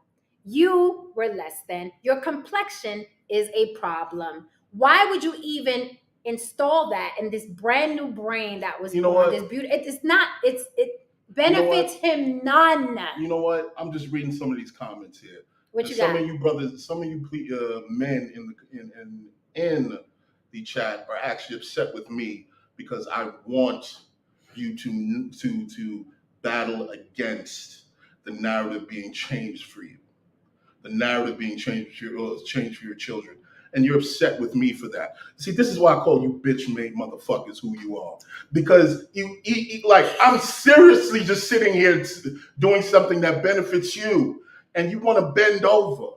But Haran, you still haven't proved. To bend over. Okay, while they're bending over, you still haven't proved how it benefits them. How does it benefit? Please teach me the benefit. Knowing your history does benefit you. Now, no. Knowing your history. From my perspective, knowing your history actually does benefit you. There's nothing wrong with knowing your history. Okay? Now, what you do with that information is up to you. And what have Black people done with that information? And that is their problem. But you can't give them a problem and then blame them for having a problem. They have to take that situation, take that information, and use it productively. Someone gave you the information, You have to use it productively. You have to look at it, and you can. And this does not give you the carte blanche to be a victim because you were given a narrative that conditioned you to be a victim. Okay, so that's on you. This is the thing. We have grown ass people who are in relationships, right? And let's just say if a person who is confident, I'm grown now, right? I know who I am. I'm confident. I get in a relationship with someone who's putting me down every day, telling me I'm not shit. You know, we look at Mary J. Blige, who was with that loser, right? And she said that he would tell her all the time, "You not shit. You washed up. Your fans don't love you." And she said eventually she started to believe that. Mm-hmm. This is a woman who sold millions and millions of albums and was still on tour at the time that he was saying it, but she still believed it. Mm-hmm. So if you do that to a child and that's all they're hearing, they're going to believe that. Mm-hmm. So what I say is, if you're going to tell the story, tell the full story. Tell the story that blacks weren't the only slaves, that there were rebellions, that there were a lot of wealthy people after slavery. Like, these are stories that I would like to hear more of, but I had to get older and go looking for myself to learn these things. But, you know, and those stories did empower me. But I, at some point, started to disregard all that slave stuff. I wasn't watching any more slave movies. I didn't want to hear nothing else about a damn slave. Did anybody watch Emancipation with is that the fucking name of it? Will Smith? Did anybody watch that? I was over all the slave shit. Okay, I didn't watch it. They still keep reminding them that, like, they want to give you a slave movie every few years. Of course. Yeah, I've been over it. I ain't over them hood movies though.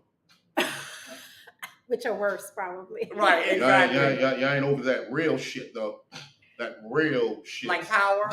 Like I ain't over that shit. But so I saw the other day, and I'm very. And how does that benefit us? Say again? All that hood shit and so on and so forth. It doesn't. But you have it. It doesn't. But it's the same thing. I'd like to say, it's the same exact thing. Something. It's showing you as a loser. Same thing. But anyway. Well, what you about to say? Yeah, I'd like to interject. So, as you can see, there is in a race war, there is no unification. The chat, me and Ron Cruz. No, because listen. No, don't get it twisted. Me and Haran gonna be arguing, but we're gonna be shooting. Oh, of course. Yeah. No, I will protect her. I'll most likely be arguing with her while I'm protecting. Right, cussing each other out. You know, I will protect her. Yeah. Don't ever get it twisted. You know what I mean? But I know where she's going with this. Okay, I know where she's going with this. We've had these kinds of discussions behind the scenes dozens of times. There's nothing wrong with information. She knows that I'm a big fan of information. I want to fucking know. However, I will agree. Everybody can't process information in the same way. Everybody's not going to leave the table the same. The majority of people can't process. The majority of people. In the same manner. I can hear a narrative. Look at what we do. I can hear a story. I can hear certain things and be like, okay, this happened to them. That doesn't happen to me. You know what I mean? Or I can use that as fuel to ensure that doesn't happen to me. Exactly, but most people aren't able to do that. The majority.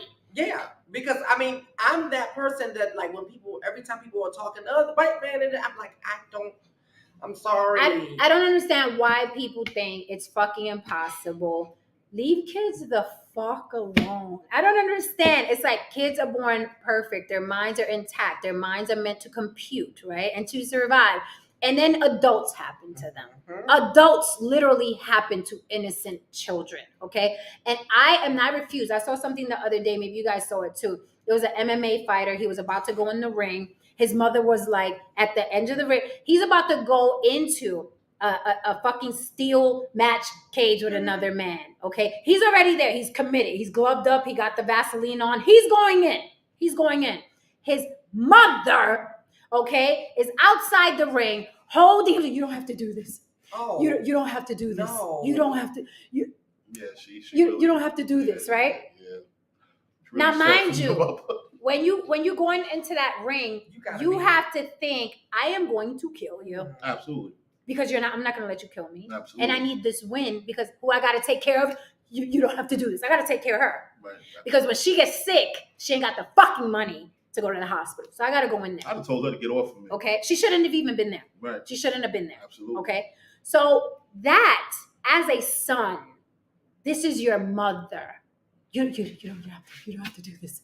Now you take that shit in the ring.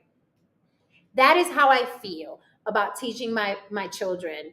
You know, there was one time where, fuck, we were less than, our hair was fucked up, our skin, we would just fuck. Even if I tell them that, and then I insert the Nat Turner story, in my opinion, it doesn't fucking help. Now, if Nat Turner did that shit and abolished slavery, I'd be the first to tell the story. And then I throw in the zebra murders, and then I throw in the riverboat brawl, and then it's a fucking party of black people. But that is not the case. If you watch Birth of a Nation, the fucking shit what the fuck is his name? Nate Parker.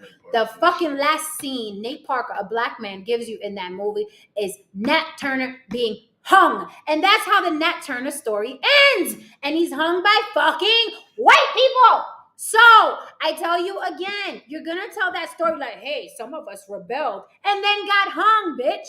And then got hung. And that's why I think that the rebellion stories do not fucking help, not this new generation that's coming up. These kids got huge. You know who's the enemy of these kids right now? This is what wants your children. Okay? This is more powerful and more dangerous than any white man in corporate America. This wants your kids, and they're getting your kids. They're getting your kids from newborn, okay, to teen, to 20s to 30s. This is your problem. They got your grandma too. This is your problem here. Not who was slaves back. And I know people know we got to keep talking about that we were slaves. We said, yeah, Puerto Ricans were slaves too. They had us picking fucking sugar cane in Hawaii. It was terrible. They shot us in the back during the fucking rebellion in Puerto Rico. It was fucking terrible. Yeah, white people, white devils, crap, all that shit. White people were slaves. White people were slaves as well. Eastern but I love, even though it's not going to happen, because people are ignorant, they like being victims because there's more money in it, right? There's more attention in being a victim, especially now, right? But I love what you said. If you're going to tell the story, spread it across.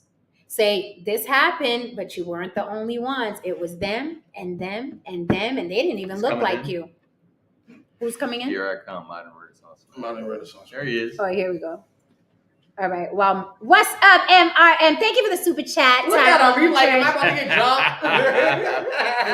Not at all. I'd like to hear another voice. And now that it's a party, you get me a drink. Can you believe we're all here together? Is it really about the table?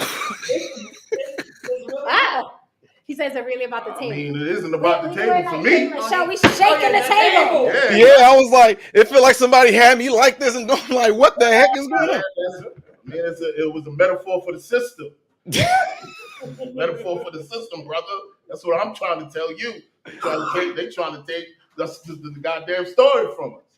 I agree with Jen on that, though. It's funny that I just had to jump in on that with her talking about the cell phone, because with our mentorship program, we don't allow them to have them whatsoever. Mm-hmm. Oh wow, you didn't get the you don't have the Carly Russell edition of those cheeses? I do got the Carly Russell cheeses. I just got these people kidnapped me, but they were feeding me cheeses. They're nice. I bought it. They got to blindfold you and not put any, they don't want to put any ropes on your hands so you don't have any impressions. Carly got a sponsorship. If people were smart. No, I do have something to add to this. First, what you mentioned about the cell phone. What you mentioned about the cell phone is what's going on? What's happening? Let me talk. Oh, MRM. Listen, Linda. Listen, Linda. What do you think about what the fuck I said, first and foremost? Well, I'm totally in agreement with the cell phone thing. And that's why I was like, let me jump on here, because in our mentorship programs, the ones that I have this thing where we legitimately have them sign a contract, especially ones that are single mothers. They have no cell phones. They have they can't really afford computers anyway. There's no computer. And the only thing that they are watching is like something on TV, and that's timed. Otherwise, they are back to the old school days, like in the 80s and 90s, where it's go out and play or use your imagination and be creative to do something. Because the more you engage with that phone, the less creative you can be. So we don't allow them to have those whatsoever. And just like for the ones that are really extreme with this, as far as like taking full, complete heed to what we have them do, they are raised in a way to how my sons were. They get a cell phone whenever they get a job to go pay for one. Otherwise, no, because that right there, it completely keeps these kids. It stunts them developmental wise on a mental level. And also it's too much of an easy means to be infiltrated by random ideology, random narratives, sexual stuff, the whole nine. So no, the cell phone thing I'm totally in agreement with. Now, as far as the history thing goes, yeah, I see where you're going with the history thing, but honestly, No, but wait a minute, wait 1 second before you discuss that. Do you agree with DeSantis' approach? I can hear you. You kind of cut out. Do you believe in, or do you agree with DeSantis' stance in terms of how he wants to reapproach the curriculum in Florida to essentially state that slavery was basically, again, to put it in succinct terms, a trade school in a sense. Big time. So you basically just want to you basically want to remove the atrocities of it and just discuss how essentially the white man plucked us out of obscurity and gave us purpose, because that's essentially what he was saying. No, sir. You got see, I got multiple residents across state, and Florida is one of my places in Panama City, and you have to read that whole curricula. He is bringing the whole shebang into slavery. He's bringing all of it. He's bringing the good, the bad, the ugly. He's also named. We know the bad. But what I'm saying is that the concept. What about the good? A trade school. What about the good? The concept of being a trade school, and so on. That narrative is being pushed forward. Now, do you agree with that? For trade schools? Yeah. Succinctly, he was basically saying was that we learned a number of skills that we use to move forward. Essentially, it was saying it was. Well, yeah, and that's not. But that's not just a. It's not. If you read, like I said again, if you read that, which I have, because we have that. When you read that, you're going to see that there's more than just a trade school thing in there. It's a reason why he has it in there the way that he has it. It's not just targeting black people. Period. What he's doing is he's actually showing. He's showing people how when slaves were here, how there were master blacksmiths that already had that going for themselves. It's not like the white man taught them how to be a slave and make buckles or anything. They already had that skill. So all in all, if anything, he's bringing back something that was already a natural skill that a lot of black people had at that time. And that was making things out of metal. So what he's saying is like, I'm not going to suppress it. No, black people came over. And since we always say, we built this, we built that. Well, if that's the case, why would you suppress that information and then try to use it as if saying, well, why are they trying to push us back into trades? Oh, you mean the thing that we were naturally gifted at already? Well, wait a minute. Wait 1 second. Then why? Wait. That's a good point. That's a good counter. That's a good counter. This is the question that I asked. Okay, then if we're going to discuss all of it, I cannot hardly hear him. He's like cutting out bad. If we're going to discuss all of it, okay, why do we just skip over the rebellions? Why do we skip over all of those things and just go straight into the trades that we obtained? Why can't we just tell all of it then? Tell the entire story. That's what he said. That's what I just got done saying. We have not reached to that point where we're telling that part where no.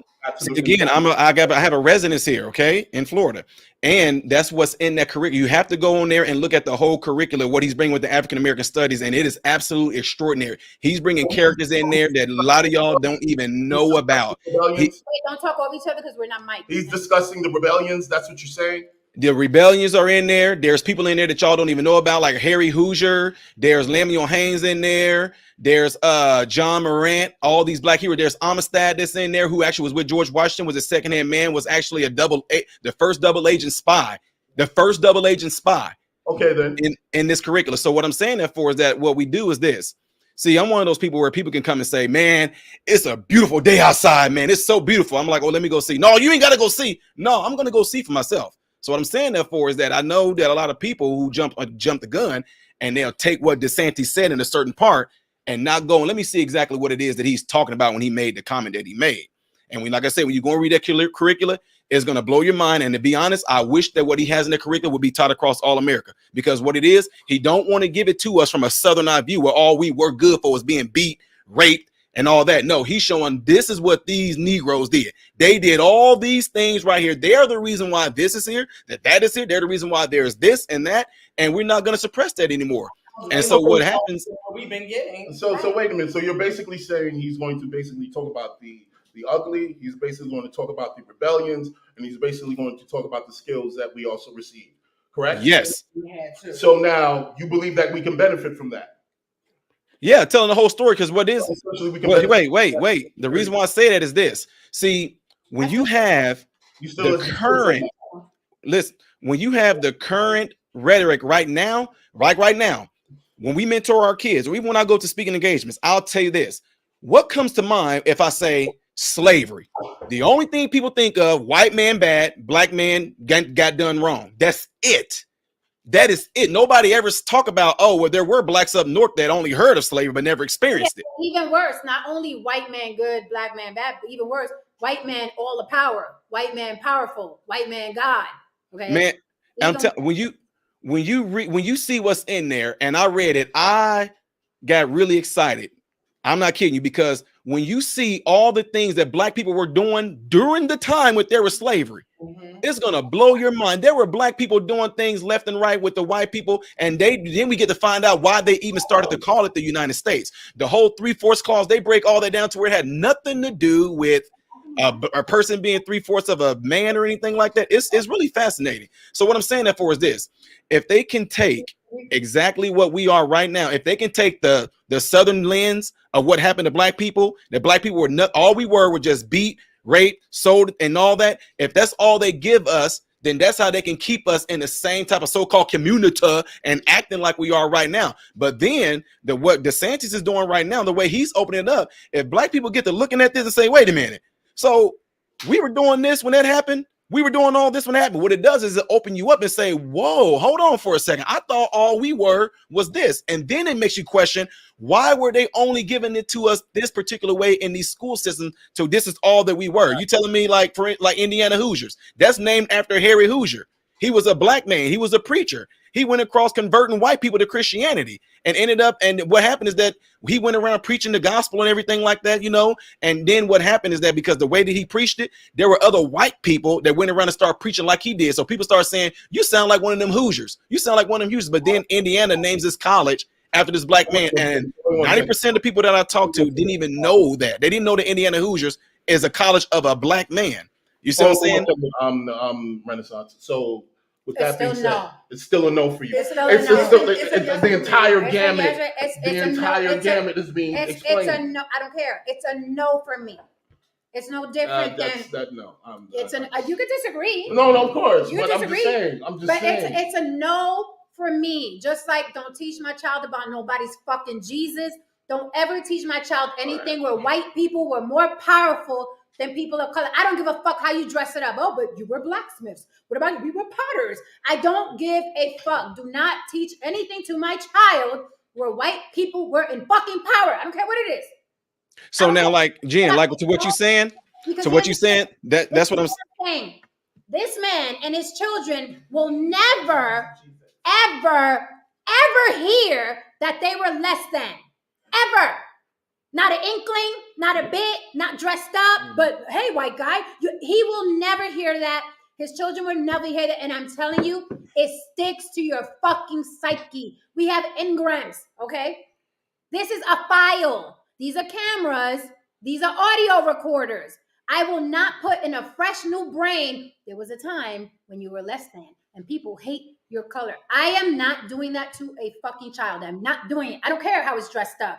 It does not benefit. It's never benefited. Now, here's the thing that we're overlooking. Well, if he or she finds out on their own. Here's the thing. Then we can discuss it that way. They can find out on their own. We could discuss it that way. But here's the thing that we're overlooking. People think that this DeSantis thing is going to be a magic trick. All of a sudden, black people are going to rise up from the ghettos and say, we were potters and blacksmiths. We don't need to twerk and wear purple hair. We don't have to have children out of wedlock. So fucking we dramatic. don't have to. So fucking dramatic. No, serious. That's what people. No, well, it's gonna benefit us to know. It's gonna benefit us to know that some of us were blacksmiths and we were good with our hands. The underbelly to every race and ethnicity will always be the underbelly. Yes, the underbelly. I don't care what you teach in schools. If that motherfucker wants to go out, do drugs, kill people, run away, whatever, that is what they're gonna do until they. I don't want to do this no more. I want a regular life. But I keep hearing about these end-all cure-alls for the black community. What the black community has to do, in my opinion, I don't give a fuck. Who cares that I'm speaking on it? But I'm very much involved in the black community. Okay, more so than some black people that are out there. Fuck y'all. Okay, so I say this. I will agree to that. Thank you. I will agree with that. Thank you kindly. You actually put your money up. You actually do. Thank put you. your brow up. Yeah.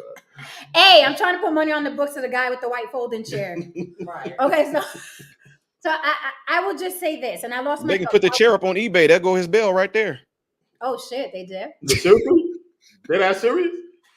Oh, No, they ain't put no what? damn chair on eBay. Oh yeah, they put Why, everything they on see there. somebody Put get no a damn tattoo. chair on Yeah, I eBay. saw somebody They get a put it. folding chair. No, they seriously talking about putting a chair up like on eBay and all that. That's crazy. Let me say this.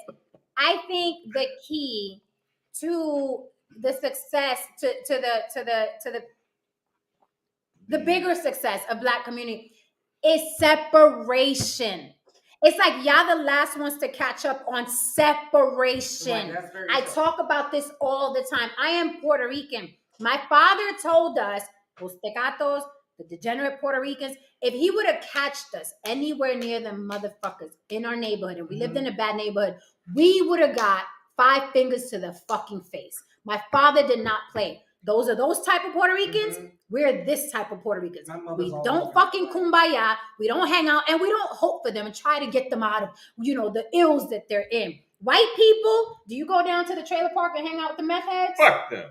Thank you. Asian people, Chinatown fucking stinks in New York City. Those are the Asian hustlers. And then you have They're not coming down from Forest Hill. and then you have the Asians who are teaching their children how to play piano, and they're doctors and they're playing violins. Do those Chinese people go down to Chinatown? Oh, you guys are hungry. You're degenerate. You're doing drugs. Well, let me help you. Black people are insisting on this community, right? So then you get mixed up with the degenerates, the Cardi B's, the Ice, the Meg Thee Stallions, the bitches that are twerking, selling pussy, the guys that are bang, bang, bang, bang. And then you're like, why are they treating us like this? Because you want to do this, right? Instead of separating yourself. I think the key to the success of the Black community is fucking separation. That's the one thing that hasn't been done yet. DeSantis ain't gonna fix it with this newfound information. You were a blacksmith? Oh wow, no more twerking for me. But what I will say this, what about future generations? Because what we're seeing now is the result of decades and generations of being told we weren't shit, that we were 3/5 or, this and that. Do you think being told a new narrative over the course of generations, in addition to separation? Because I strongly believe in the separation thing, because that's how I was raised. By an entire family that was raised in the worst part of DC and all made it out. My family, especially my mother, has always been a separatist. Like, we are not them. This is us and we are not them. And so I used to think that she was being uppity, snobby, forgot where she came from, and I rebelled. And I used to think my father was way too judgmental. Right, and only to find out why she said that.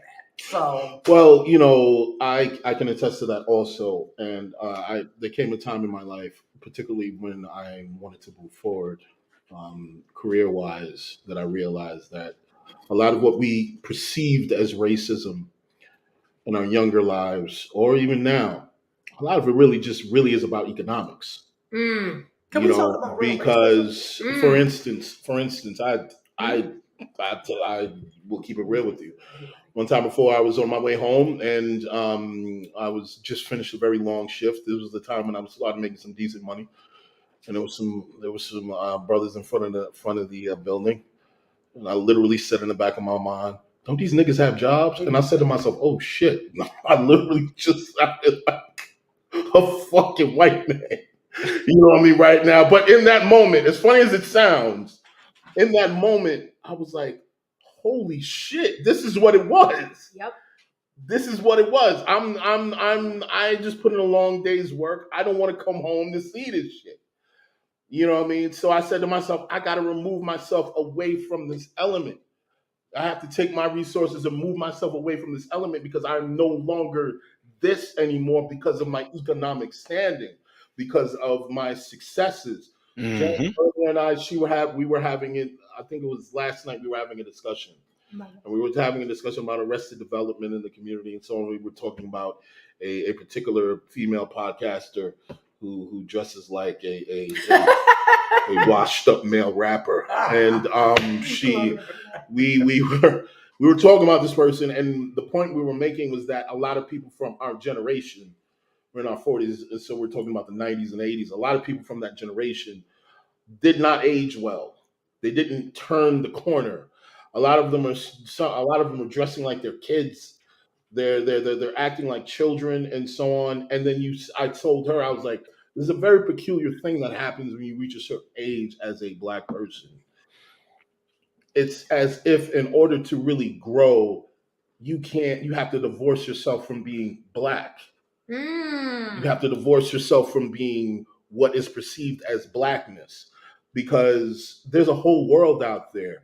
There's travel, there's economic studies, there's fine art, there's all of these things that aren't necessarily synonymous with the quote unquote black experience. You know what I mean? There's a degree of And what happens when you do that? you're no longer called black.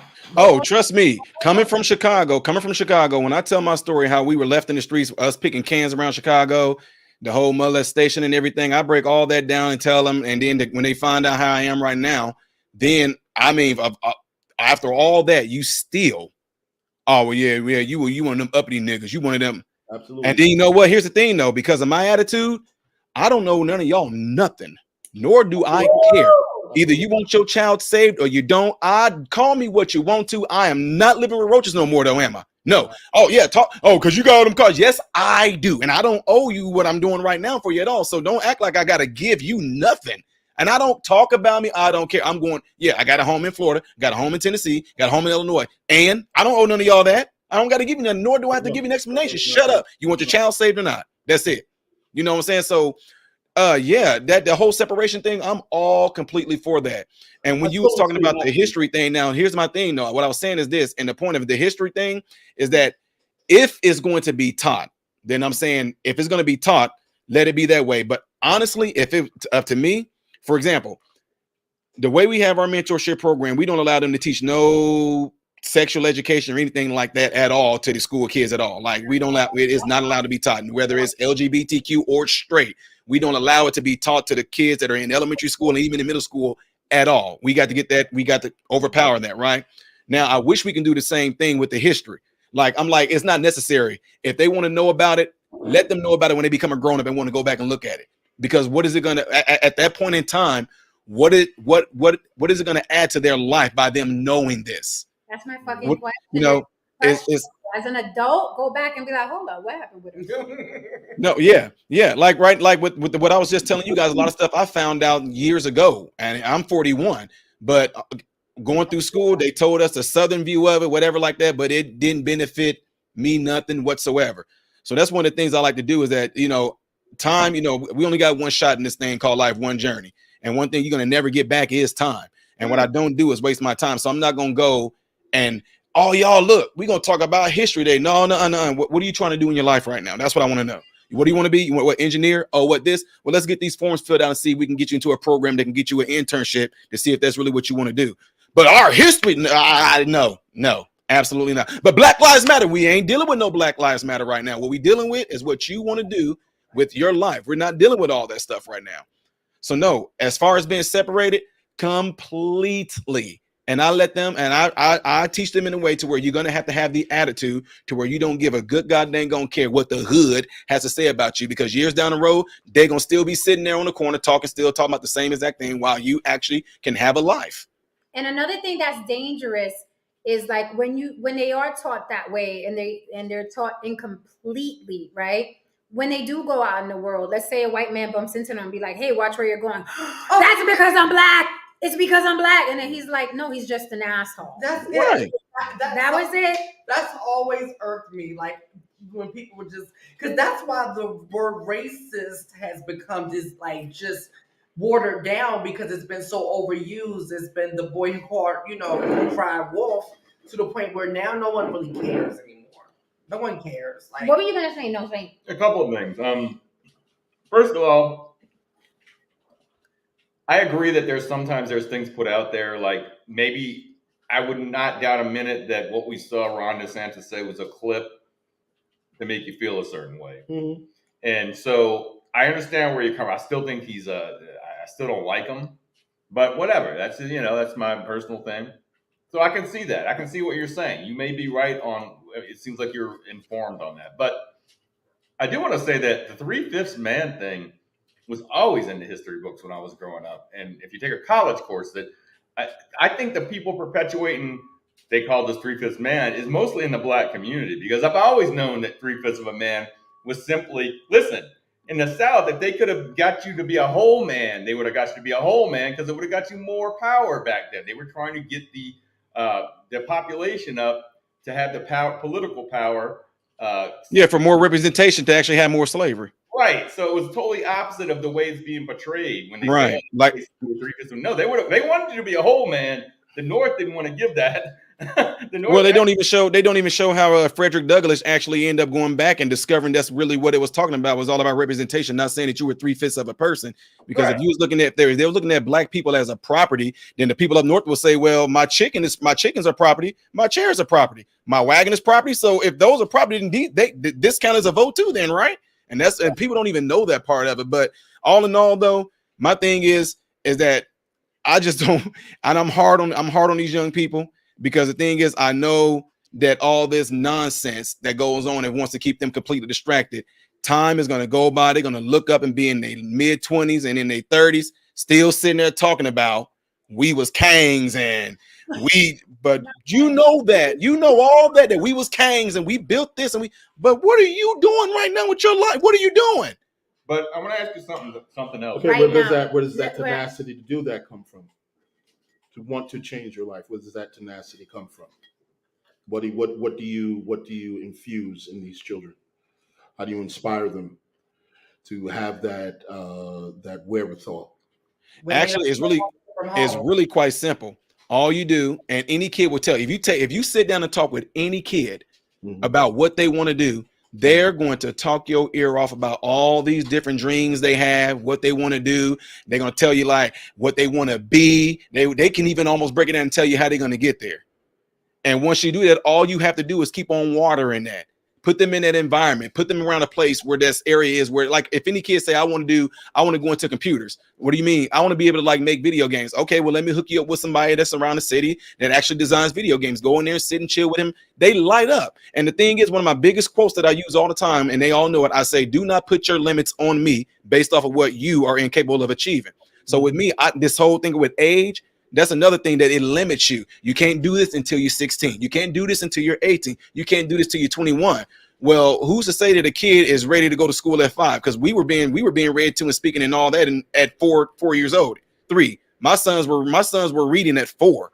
You know what I mean? They were doing math before they went to school. So it's us that sometimes say, well, since they can't start kindergarten until they're 5, us as parents, we just gonna sit back and wait and rely on the school to do it. And that's what I'm saying. So a danger comes in a limitation. We think, just think of all y'all can look it up. There's different stories on there right now. 10-year-old in college, 12-year-old just graduated college. It's like, wait, what? And we look at that and say, man, these kids but there's so many of them that are around us all day long that are like that. But we suppress them because we limit them based off of what others want capable of achieving and what even ourselves want capable of achieving. So no, don't do that yet. You're not ready for that yet. And you're suppressing. Those are the ones that tend to disrupt the class a lot of the times, or ditch school or anything because they're bored. They're not being stimulated. I was that person. Like school, the way it's designed, bored the shit out of me. It was the dumbest thing ever because it was just so behind for me. I didn't understand that though. It took me until I became an adult. And now when I hear people talk about their children, like, oh, my child is doing this, I'm like, your child is bored. Your child is probably super smart, super creative, right? But you because they don't fit in that cookie cutter mode of call and repeat, because that's all it is. They just teach you how to repeat shit, right? So your child might be really intelligent and creative, and repeating shit, it may not be how they're built. It's draining. It's draining for me. Repeating other people's shit is draining for me, right? So that's always been my biggest case is like this way the school system is set up.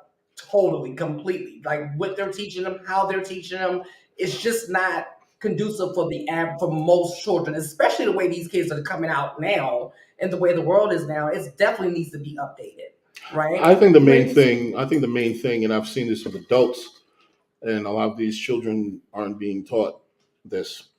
A lot of people don't really know how to solve a problem. That's the point I'm making. They A can't lot of solve people problems really- because they're just taught to repeat other people's stuff. Like here's my thing. Like I'm a software engineer, and the first thing that I do when I teach my students, I teach them how to solve a problem. I teach them how to do a whole lot of other things before they even touch a computer.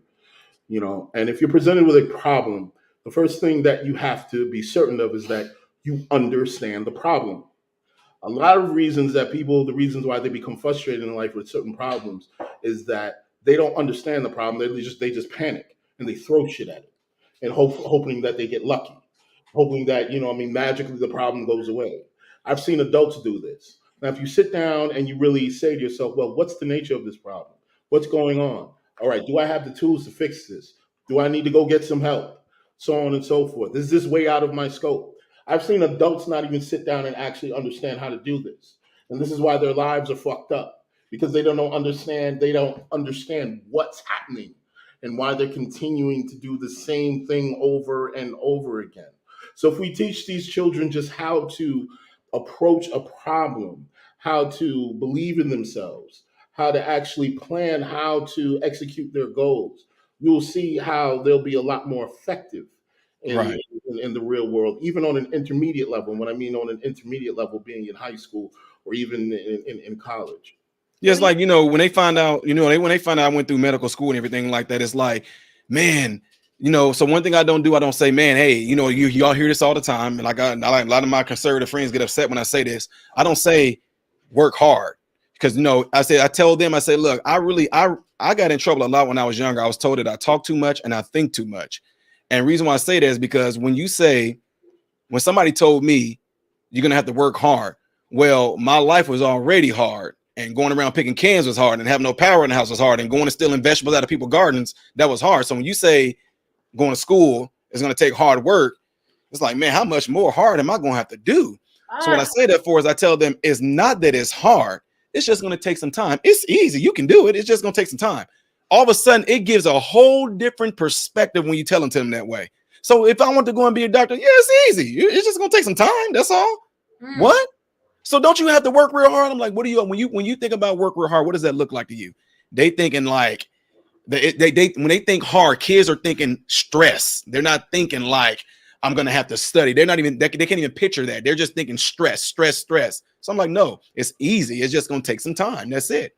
See, and that little bit that you just said, words alone, that little bit that you just said, just changing, that shit is hard. You want to be a lawyer, you want to be a doctor, that shit's gonna be hard.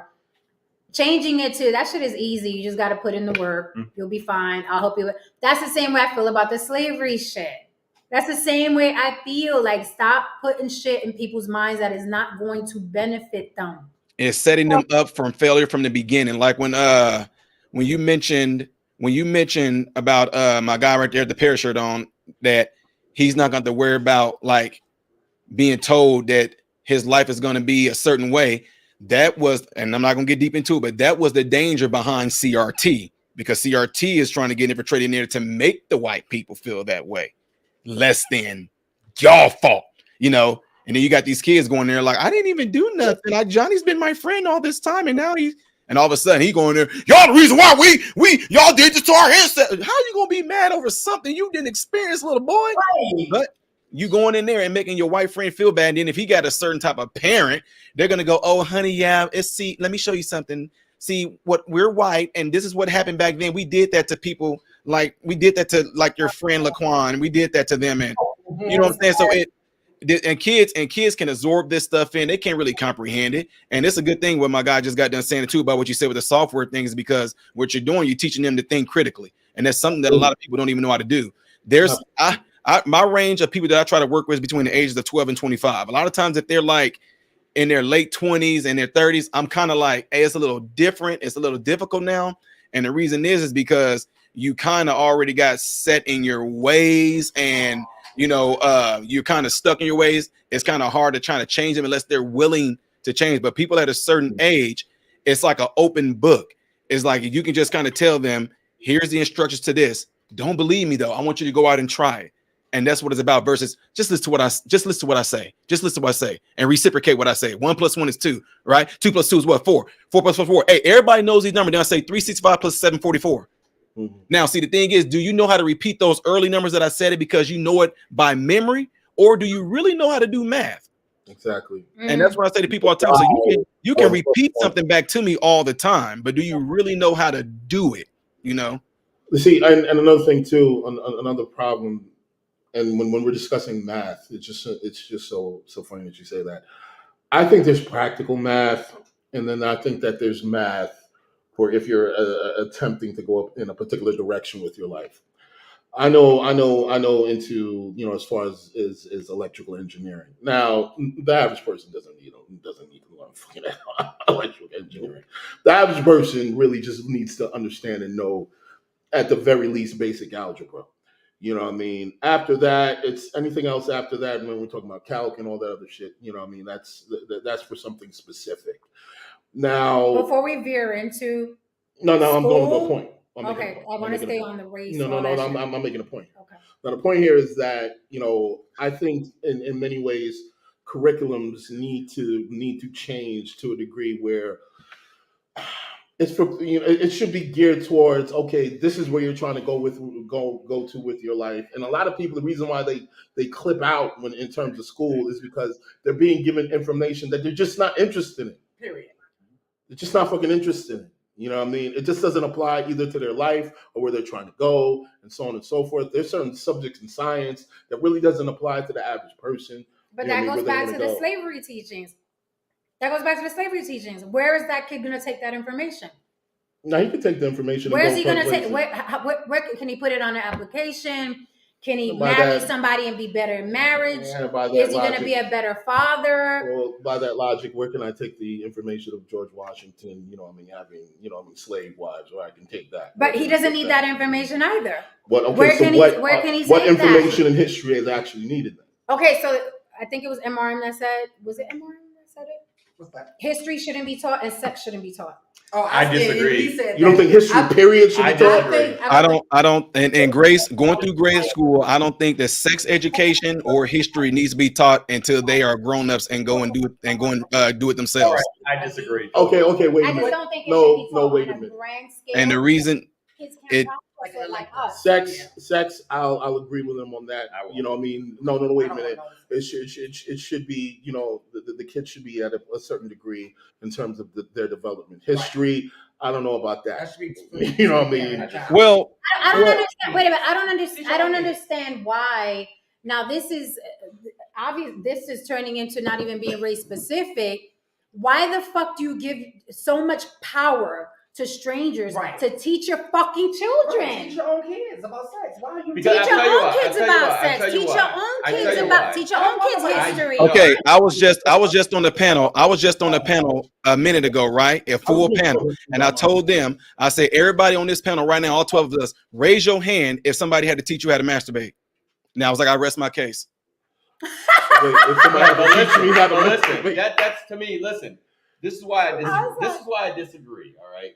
Like, I don't know what kind of sex education MRM's talking about. When I went to sex education, it was basically telling you how the reproductive system works, you know, how diseases are, you know, what kind of diseases are there. It wasn't like a class to learn how to have sex. Okay. Wait. Let me go on a little bit longer with this. We had girls getting pregnant in junior high school. Mm-hmm. And the other part of that is you have people that just tell you, when you say, have the parents teach them, that have a certain belief system that says abstinence. But that's their business. That's their business. So, okay, so. Yeah, it's their belief system, but they're not teaching them like, some people aren't teaching them how things work. What kid in the world? What's unrealistic is you thinking that they're going to teach contraception. Am I saying the right word? I'm tired. Contraception. Okay, that they're going to teach that, and two kids are going to be rubbing on each other in the hallway, and the 6-year-old is going to pull out a condom. Sex makes babies. No teenagers like, hey, remember Miss Harris said we should use a condom. Adults can't get the shit right. Now, thank you. Now, see, here's the thing, though. Check this out. And this is the reason why I say this, because here's the thing. When you say that, see, when we just talked about the math, okay, when you're taught math, when you're taught how to read, when you're taught how to write, there's something that you have to do to and get graded on. What is that called? It's called a test. Why did the teacher test you on it? They want to see if you understand it and comprehend it. So when you talk about sex education, what you think they're gonna do once they get educated on that? Oh, well, since we know right now, we're not gonna do anything. No, they're gonna go in pants rub. They're gonna go hide behind a tree and try to kiss. He gonna pull his pants down and see his thing and see her thing and see if they can connect like it did in the videos they showed. And that's what I'm saying. It's opening them up to something that's not actually ready for them yet as a natural progression. How do, for any of us to have kids, how do you know your child was ready to walk? Your child got up, they held on to things, and all of a sudden they stepped away. And what did you do? Once you saw the natural progression, you aided them along the way. And if they failed, you encourage them to get back up to show them that they can do it. Now, your baby, a newborn coming out of the womb, you just sit there and God dang, why won't you stand up? Just stand up. You no, because they're not ready for that yet. It's not a natural thing. They haven't even gone through the natural adolescence of having sperm develop and having eggs develop to even start to have sexual feelings. And they want to teach this to third graders. These kids are not thinking about sex. Okay. And here, look, wait, check this out. Check this out. The kids in our mentorship program, and I'm just being real with you, I'm being transparent. And the reason why I'm so passionate about it because it happened to me and my brothers. My brothers them started popping off kids like at 12. I got my brother that's a year younger than me started popping off kids at 12, got 17 of them. Okay. Now, what happened is that a lot of people don't talk about is that we were left with babysitters, and these babysitters had us sucking this, and they were putting themselves on us, and they were sitting there saying, do this and do that. Now, here's the thing. As a kid, you don't have the antenna to say something is wrong. And let me use this analogy real quick too. That's why in the wild, the predators, the first thing they go after is the newborn. In other words, kids. Why? Because the newborns don't have no sense of danger. They don't know that the lion is going to be there to kill them. They don't know that. All they know is that they're born and walk. They don't know what's going on. They have no sense of danger. So as a kid, you have no sense of them rubbing on you down here, or even her opening up and getting on top of you and grinding on you. You have no sense that what's being done to you is wrong. But at the same time, on a physical level, it felt good down there. No, I'm keeping it real. It felt good down there. So now, when it not only you get a stimulus of something that shouldn't have happened until you reached adolescence, you've been stimulated down there. It feels good. And now then they reward you on top of that, giving you some Laffy Taffies or giving you some suckers or giving you some noun laters. And now don't say nothing, okay? You want the noun laters? You want the suckers? You want the candy? Well, don't say nothing, okay? This is fun. This makes you a big boy. So next thing you know, if you're being babysat again, you look forward to having that good feeling down there again, along with getting the candy too. Then it's not until you get older, you realize this some diabolical. This girl was what? And I'm just being real with y'all because I talk about this openly. I don't say the names of the babysitters, but I have gone to them and I said, I remember what you did to me when I was in the first grade. I remember having these 3 burn marks on my arm. I remember you putting that in the oven on the stove and you told me to suck this. And I said, nope, I'm not doing that no more. Once Officer Dare told me that you're not supposed to touch my private parts. And you said, have you ever seen a fork burn twice? I said, no. She said, look, burn once. She said, now here you want to hold? I said, yeah. She burned my arm. Next time I tell you to do something, you better do it. So what I'm saying that for is this. When we talk about these kids doing X, Y, and Z at a young age, I guarantee you 99.9% of the time, somebody has touched on them or done something to them to open them up to that world, and or they might have seen it on TV or something of that sort. But if not, if a kid is just in a neutral environment, their minds are not even remotely closely thinking about nothing sexually. They're not thinking about it, and that's my issue. They're not fucking thinking about it. I just think that you don't. I think people are having a hard. Like he's in a different situation, and I've heard him tell that story, and it's an awful story. But it's a common story. It may be a common. Very story. common. Is when I got to junior high. Wait up. When I don't know who's teaching it at 3rd grade, but when I got to junior high in 8th or 9th grade, I already was trying to get laid before I knew about sex education. It wasn't like they were teaching me how to do it. And that was even before porn was everywhere. So after you got your sex education, every time, okay, but see, that's my question. You can sex educate all you like. Kids are not going to use condoms. Adults don't use condoms. Right. Adults don't use condoms. I would also like to put out there, and they know where, right. I would also like to put out there that story that he just said. This is one of the reasons why a lot of black men have a lot of issues with women in their adult life. Mm-hmm. Yeah. Problems in relationships. Adult life is something brothers don't talk about. Yeah. relationships, even to the extent of where, you know, you hear about, man, this dude a baby daddy and all that. Well, because you're like, again, you reach and you peel back the layers and you see he was stimulated down there at an early age, and if you're being told this is what makes you a big boy and this is what women like, you already geared to just go out there and do that. Some of these mothers are bringing around their friends, and their friends be like, "Oh, look at your son," and the next thing you know, your mother turned her head, and then her friend fucking around with her son. Yep. Blah, blah. How many stories like that in the hood, man? No, it happens. It happens quite a bit, and that's why I say that's why, like right now, that we're really just. Oh, go ahead. I just don't understand. Like when they're teaching sex education, it's not like porno. And so yes, it is. Today it is. Oh, yes. How people get pregnant. I don't see no You got that book? Teach your kids. I'm stuck on that. I'm stuck on that too. Every tribe since the beginning of time teaches their kids. And America is like, let the teacher do it. No, many kids don't. Bro. Yeah, but the extent of the course, most parents don't. Do y'all know? Okay, I don't know if y'all know this. They know the basics. But they don't need to know the clinical stuff. Okay, well, if it was not for a baby, and guess what? That still don't work. Now, look, this is not to say nothing about me, but I don't know if y'all. I might have said it on here. I might have not. I don't know, but y'all know that that y'all probably know about me going viral from that CRT video at the school board meeting, right? But what they don't show y'all is the other part of me talking about what we're talking about right now. That right there is what landed me on a domestic terrorist list. I got the video and everything. I'm going to go do a TED talk. I was told the Biden administration put me on a terror. I got the news. I can show y'all the news clip. Me sitting in my car with my family, talking to the news dude on Newsmax about them putting me on a domestic terrorist list, and they was ticked off because the fact that I opened up and busted it wide open with them bringing pornography into the schools. That my son, he was a senior, he's going to be a senior, but I'm like, there is no way y'all getting ready. Look, let's open it up and read it up and show y'all. Let's show them what they're talking about in these books right here. Busted it completely wide open. So here's my thing. I go and I do this stuff for real. What person? I was saying, what person in legislation thought or even think that it is a good idea for kids to learn about doing oral things or anal things and knowing what sex toys? And what kid in the 3rd grade needs to know what consent sexually means? You know what I mean? So in doing that, all of a sudden, I'm now on a domestic terrorist list. Look, when I was being taught, and when me and the rest of the boys were being taught sexual education, I believe I was maybe in the 5th or 6th grade. We weren't ready for that shit. We were making fart jokes. We were doing all kinds of fucking shit. Like, you know what I mean? The girls, they were more mature at the time. They were ready for that conversation. The boys weren't ready for that kind of convo. Get the fuck out of here. You know what I mean? I would say this again.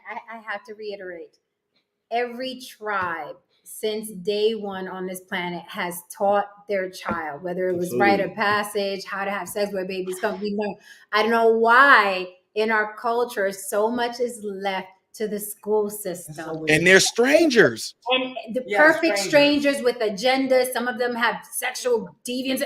You just don't know, right? And my thing is this: why does that why do we come here and become deaf, mute, dumb? Help me. I don't want nobody talking to my child about sex. I would not. So let me ask you a question. Are you? So I can just be clear here. You're not necessarily against the idea, the notion of history being taught. It's just who's teaching the history. If the parent is teaching the history, if the parent is telling the child blah blah blah, then you're not necessarily against it per se. Here's the thing. As opposed to the schools. I am completely against any. We're talking specifically about slavery. Yes. Or putting white people in any sort of power. That's all I'm talking about. If I can help it, I would keep my children away from that. And if they brought it to me, I'd be like, that's some bullshit that happened. I ain't got nothing to do with you. Finish your homework and finish your fucking broccoli and take this gummy bites. And tomorrow we're going to run, or tomorrow we're going to do this, or tomorrow we're going to. That's how I would. I'm not going to say, oh shit, you found out about slavery. Well, let me tell you, baby, you know your skin color? There was a time. I'm not doing that to and then a boy? Right. I'm not raising that man like I'm not doing it. Because when they do it in the school system, this is what we do, because they teach it in the schools. So when the kids in the mentorship program come, the after school program, when they come and we say, what did y'all learn today? They say, oh, we learned about slavery and da-da-da. But then we go, well, also this is what happened too. There was also white people that were so we add all that to it. And what happens is that I love it because then the kids go back and they tell the teachers, oh, Mr. Smith, he told us, or Mr. Johnson, he told us that the Irish were enslaved too. And they said that America only got 1%, but they said Brazil got like 40%. And the teacher's sitting there, oh God, like, wait, what? Hold on, wait now, wait. So that's what I'm saying. The fact that if it was my choice, if it was my way, they would not, if you can't avoid it, then add all of that shit. That's Yep. all. Add all of that shit. But I don't because I feel like it you can't at avoid it, all. and I'm gonna tell you why. Because it's a part of such a huge part of American history, right? So it's like, they're not gonna be able to teach American history without including something about slavery. So if you're going to do it, let's include the full story. That's how I look at it. Oh, I will be fair and say this. Okay, I have no issue with. Am I looking at it from a biased lens? Maybe I am, because I was taught, Black American history. I was taught all these different forms of history, but I didn't internalize these things. We all were. And absolutely. But we also grew up in a time that was very rebellious. You know what I mean? We grew up in a time where it was like literally kill whitey. Okay, we grew up in that time. You know what I mean? In our life. White devil. Yeah, absolutely. So we never came from a space of victimhood per se. I was not raised in a home where victimhood was even supported. And my mother was very adamant about me not having Black American friends. Yes, she did not want me to have any Black American friends. Oh, man. And I looked at her like she was crazy. I was like, you don't know these people, blah, blah, blah. Now that I grew older, I kind of understand what she meant, but she was very much against that. Listen, my father was all the Nat Turner I needed. Mm-hmm. My father was not fucking having it in any turn. Came here, barely spoke English. Y'all know the business. He did his fucking thing, owned property, real estate, worked 2-3 jobs. That was more powerful to me than someone telling me, oh, y'all were slaves back in Hawaii, but there was a rebellion, and that to me was more powerful. The example I had in my house. Because it empowered you, and it encouraged you, and it uplifted you, and it gave you like a sense of motivation. That right there, what they do, it will actually do the opposite. It will set you back. For example, you guys, all of us have experienced somebody that pissed us off and made us mad in our past. Y'all ever had those moments where you sat there and you thought about something that happened in the past and you actually find yourself mumbling what you said to them back then? You know what I mean? If you thought about somebody that made you mad, like, man, this person ticked me off. I remember that one day, man, and you find yourself going, some, you a bitch. You'll find yourself just mumbling something that happened years ago. So just think, although that happened and it's over in its past, why is your body actually reacting and preparing you for it as if it's about to happen right now? So what I'm saying that for is because we get hyped to talk about it. That's why they want the imagery. That's why they want to keep on bringing it up, because if you see that it happened to somebody that looked just like you get instantly pissed off. Like, what? Look how they was beating her. And you getting amped up, ready to go beat the first white person up you see, and the white person just be in the store pushing a shopping cart. They look at you. Why are you looking at me?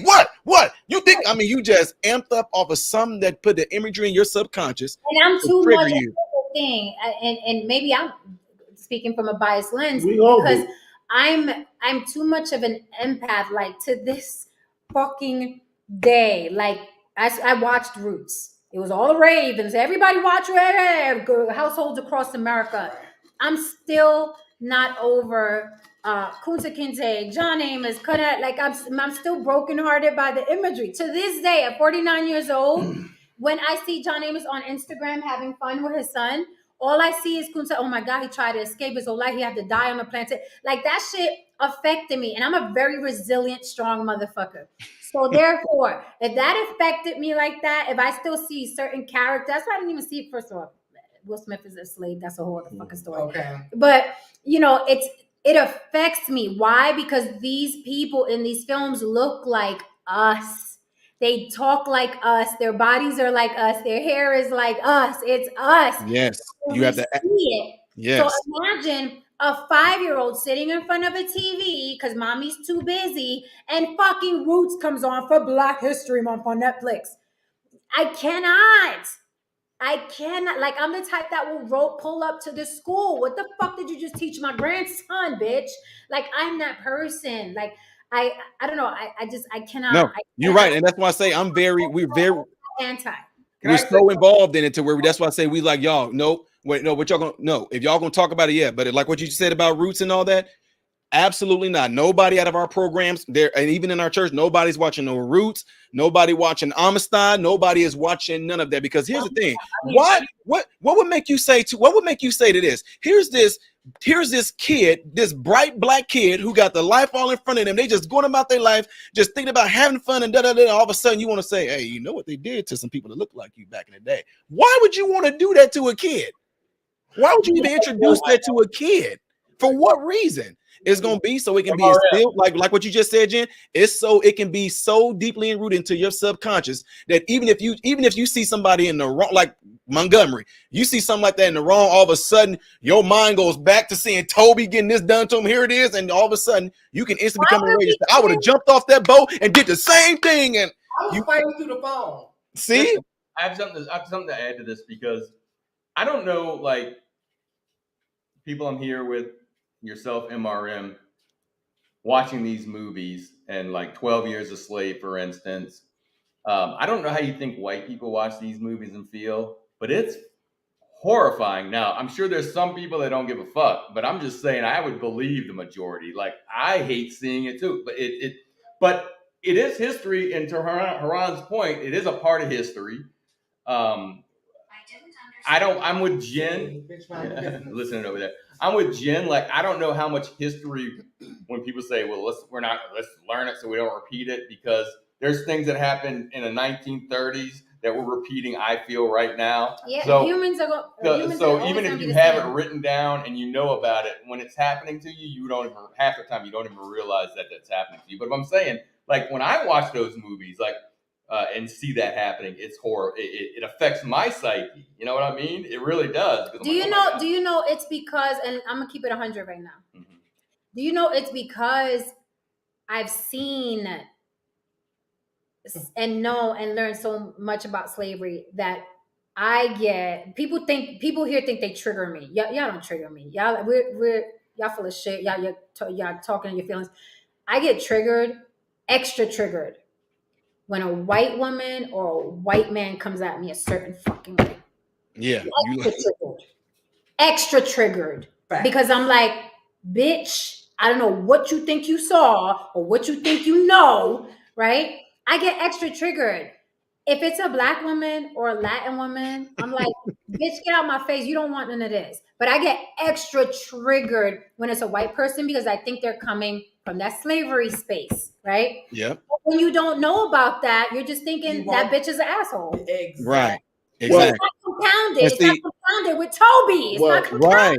Well, and see, and that's what I'm saying. So that's the part that don't get explored. Like the conversation we having right now, these are the things that I mean, like, because I always do a lot of panels that I go on. I'll go and show it to my mentorees, right?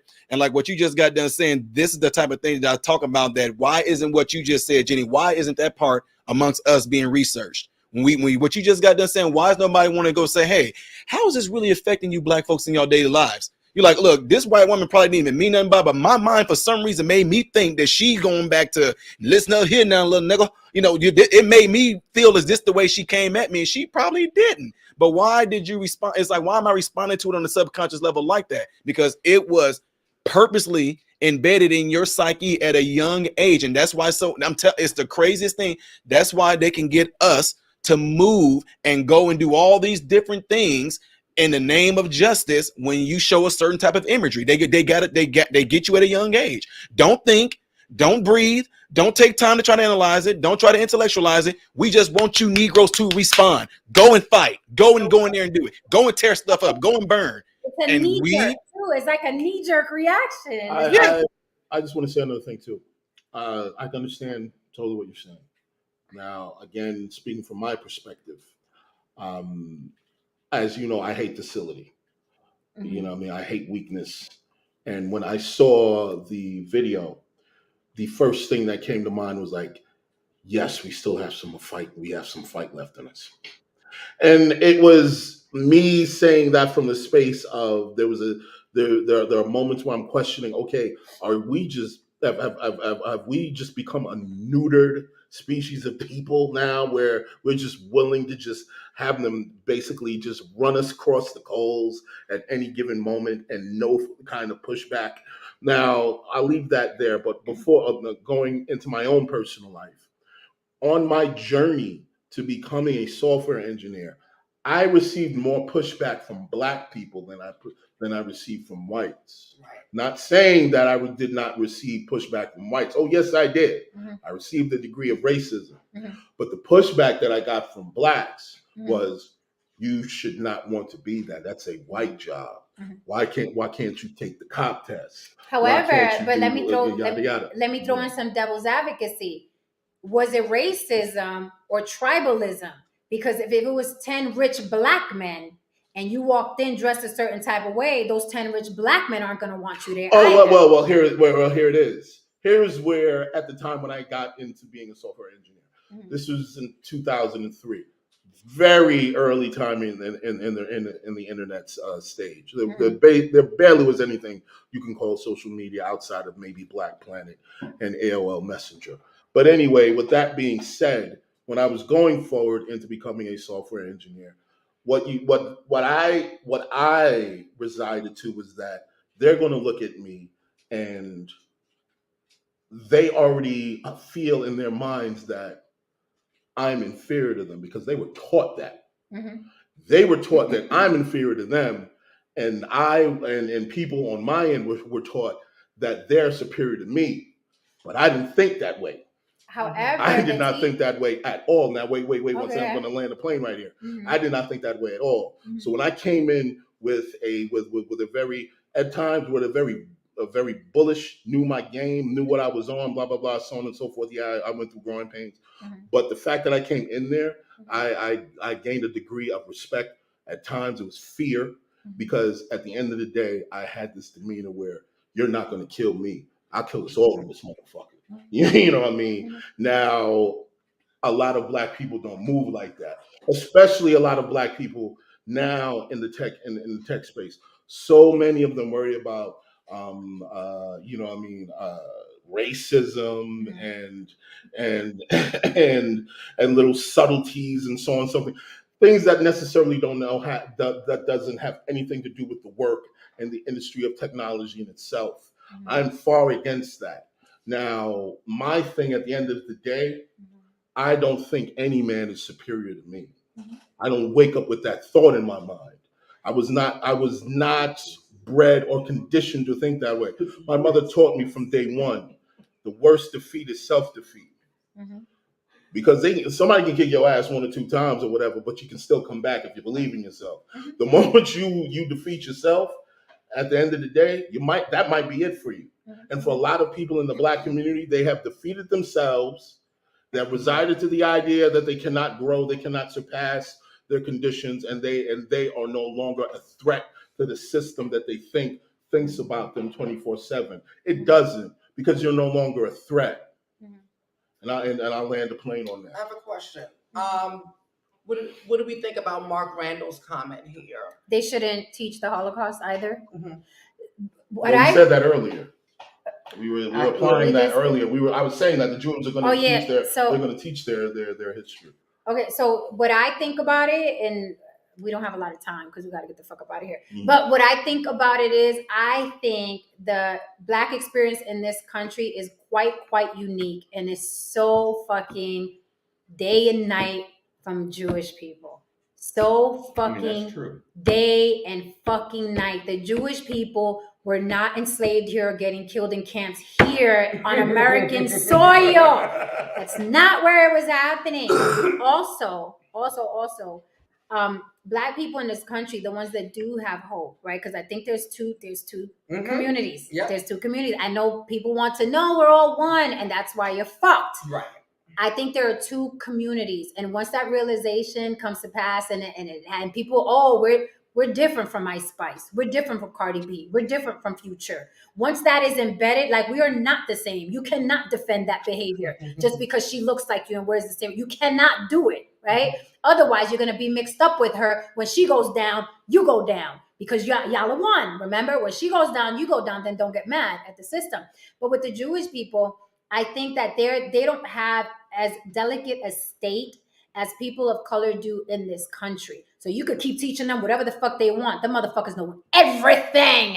They own the machines we're talking on right now. They own the entertainment business. They own the media houses. So you could tell them all day and night. You know, people walked you into an oven. You know, people walk you into an oven, but they get to go home to their fucking ivory tower to own everything. You teach a black person you were a slave, they're going back to the South Bronx to the 24th floor in their project apartment. And then if you end up having success as a black person, you might be skin folk, but you ain't kin folk. Okay, good, great, because I don't want to be. Take my y'all can have my black card. Please take it. Because I don't want it. I don't want it no more. That black card was not doing me no good. Keep it. Well, MRM, listen, and to Jen, I don't think it's the history that needs to be removed. I think it's Christianity that needs to be removed from the black community. What? And we're gonna talk about the Jews, and we're gonna talk. Wait, one second. We're gonna talk about the Jews. Well, the Jews are a particular way because their religion teaches them self-determination. Yep. Their religion teaches them accountability. Christianity and you know the way that it's presented to black people, turn the other cheek, a lot of docility. There's a lot of things that don't pertain to basically pulling your bootstraps up, and in the manner in which it's used to keep us squelched in America, it has become, dare I say, very much obsolete. I would say whoever's doing that, they're not teaching the Bible. They're just teaching their own little propaganda of prosperity and all that stuff. Because the Bible is definitely about self-accountability, big time. But wait 1 second, MRM. Can we both agree that those are the narratives that a very large portion of us cling to? I couldn't hardly hear you. Can we agree that is a narrative? That is the manner that it is taught. It is taught to a very large portion of the black community. The whole prosperity deal? Yes. Yeah, that's definitely a huge cancer in the black community churches. Is that whole sow a seed and God gonna give you this, and you take 2 steps, He gonna take one. But don't you see? Why are we missing this? Don't you see that all the afflictions in the black community are done by black people? Yes. Who's profiting off the black churches? Absolutely. Black people. Who's not teaching their children the right black history, even involving slavery, in their own homes? Who's not teaching them about sex? Black people. So yep. And on top of that, I'll raise you another. Who actually is teaching white supremacy? Black people are.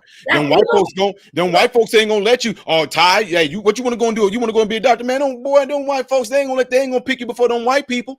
They're teaching white supremacy to me without even knowing it. Them white folks think you're gonna go out there and work for the white man. The white man, y'all teaching the white supremacy to me, and I go see the white people. They're not saying nothing remotely close to this. This is what I was saying about the NOI. Respectfully, Farrakhan has done a lot for black men. Took them off the street, washed them, teach them to walk upright. But they are constantly. Well, yeah, he put a bow down. Has he really done a lot for? No, I think Farrakhan has done a lot for himself. I will not pronounce Minister Farrakhan. I will say that. I'll say this, but I do think that there's a ginormous emphasis in the NOI that I dislike about the white man being this all-knowing, all-powerful, and the reason for all the afflictions, which is constantly teaching white supremacy. And I'm like, respectfully, I love you, no sin, but I'm like, I don't see him as more than a man. He's just a man. Right. It's just a man. More or less. You know what? In our house, my sons were never taught anything about race at all. It was nothing that was even discussed.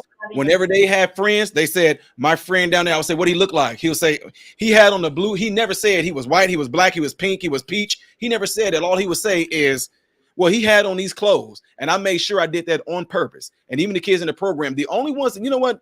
Unless you like hood and you all about this crazy ideology, the only ones that's going to bring up color and all that is going to be taught in school. Because when your kids are growing up, you don't care. Go out there and play with your friends. They don't care. They don't be like, well, which one, mom? The white ones or the black? The kids don't care. They don't even see it. We put that in there. Was it your white friend or your black friend? And they probably look at you like, wait, what? What do you mean? They don't know what you're talking about. We put that in them, and then the school puts it in them. But otherwise, if you just let your kids be as they are, they're not going to be able to describe what their friend looked like to you except for by their clothes. And if you do try to say, no, what color was his skin? They'll say like he was peach or he looked like they don't know. They ain't gonna say he was black or he was white. So listen, That's gonna be the yeah, that's gonna be a good one. So my thing, thing is this: the moment Okay, I'll close. the moment Black people get in power, right? We do the same things that we claim that the white man do to us. Absolutely. Right? Absolutely. So it's like, do we have a problem with racism, or do we have a problem Power? Power, and the fact that we don't have it. Right? Is that the real problem? That's a human problem. A lot of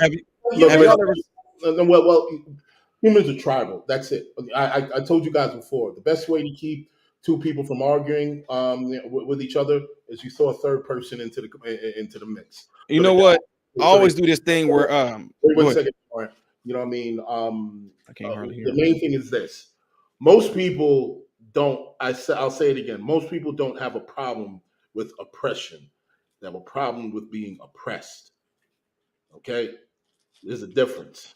Well, I'm gonna end on this. No, I'm gonna say something even more controversial, and we could argue about it later. I don't think there's such a thing as racism. I think there's people that have power and people that don't like other people that have power. Because I want to end on the note that Lily said.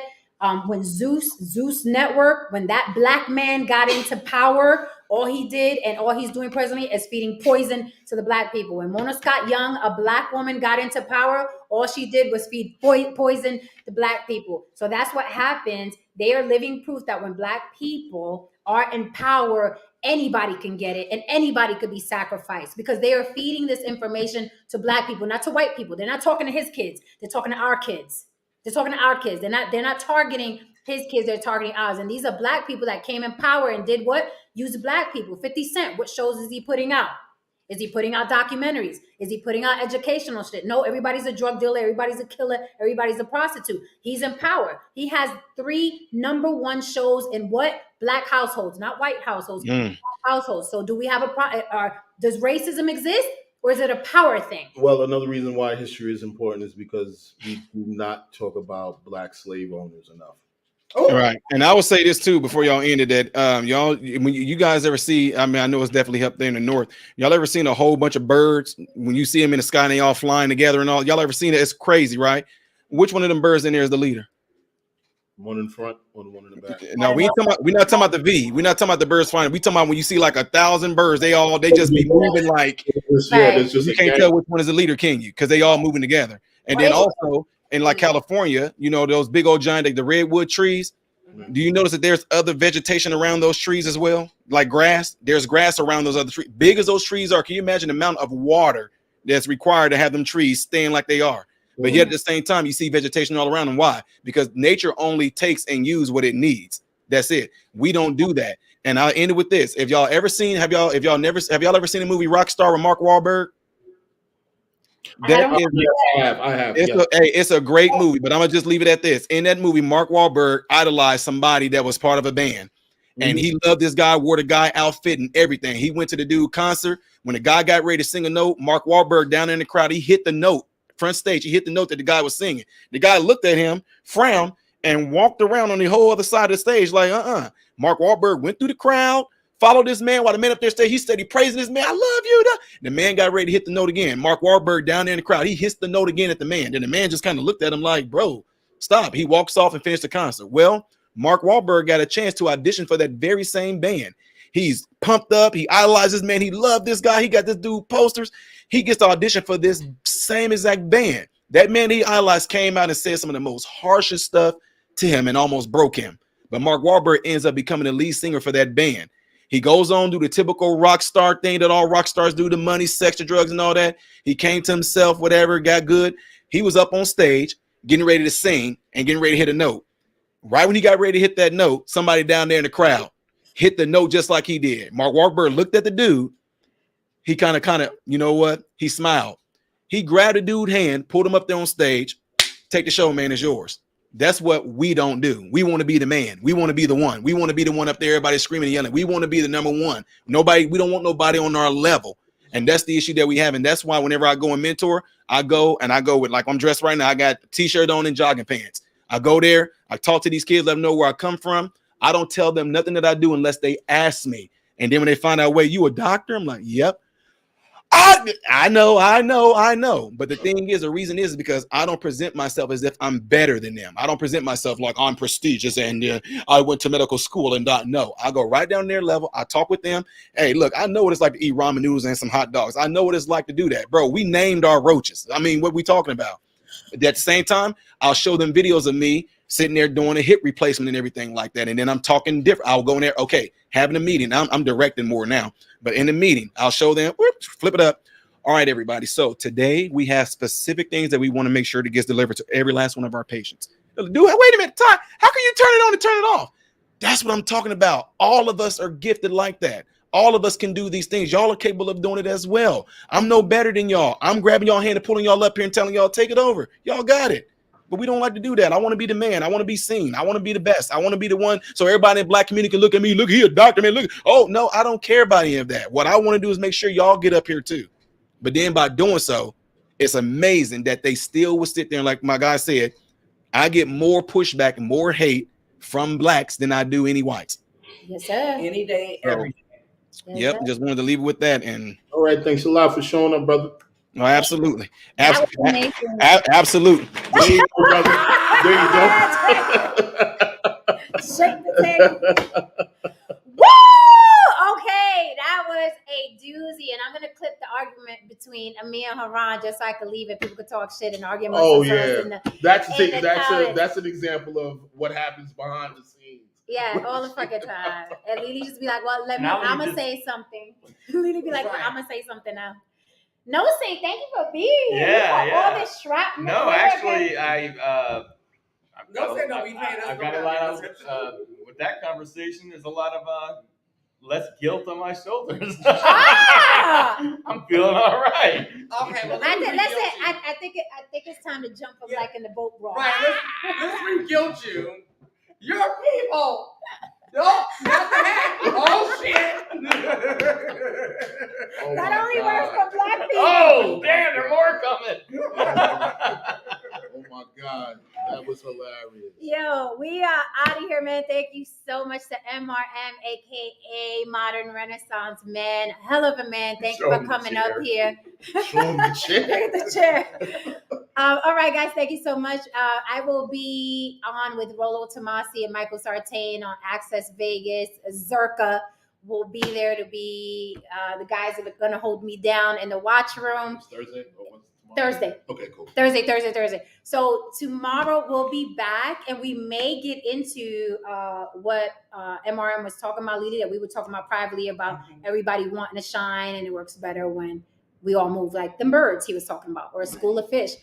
All right, guys. Good night. Thank you for being here. Dan, thank you for holding us down. We will see you mañana. Good night. All right. Woo, this was a good one. Loud. Yeah. I want to fight though, Haran. I want to fight. We can still hold down a daggone show. I want to fight.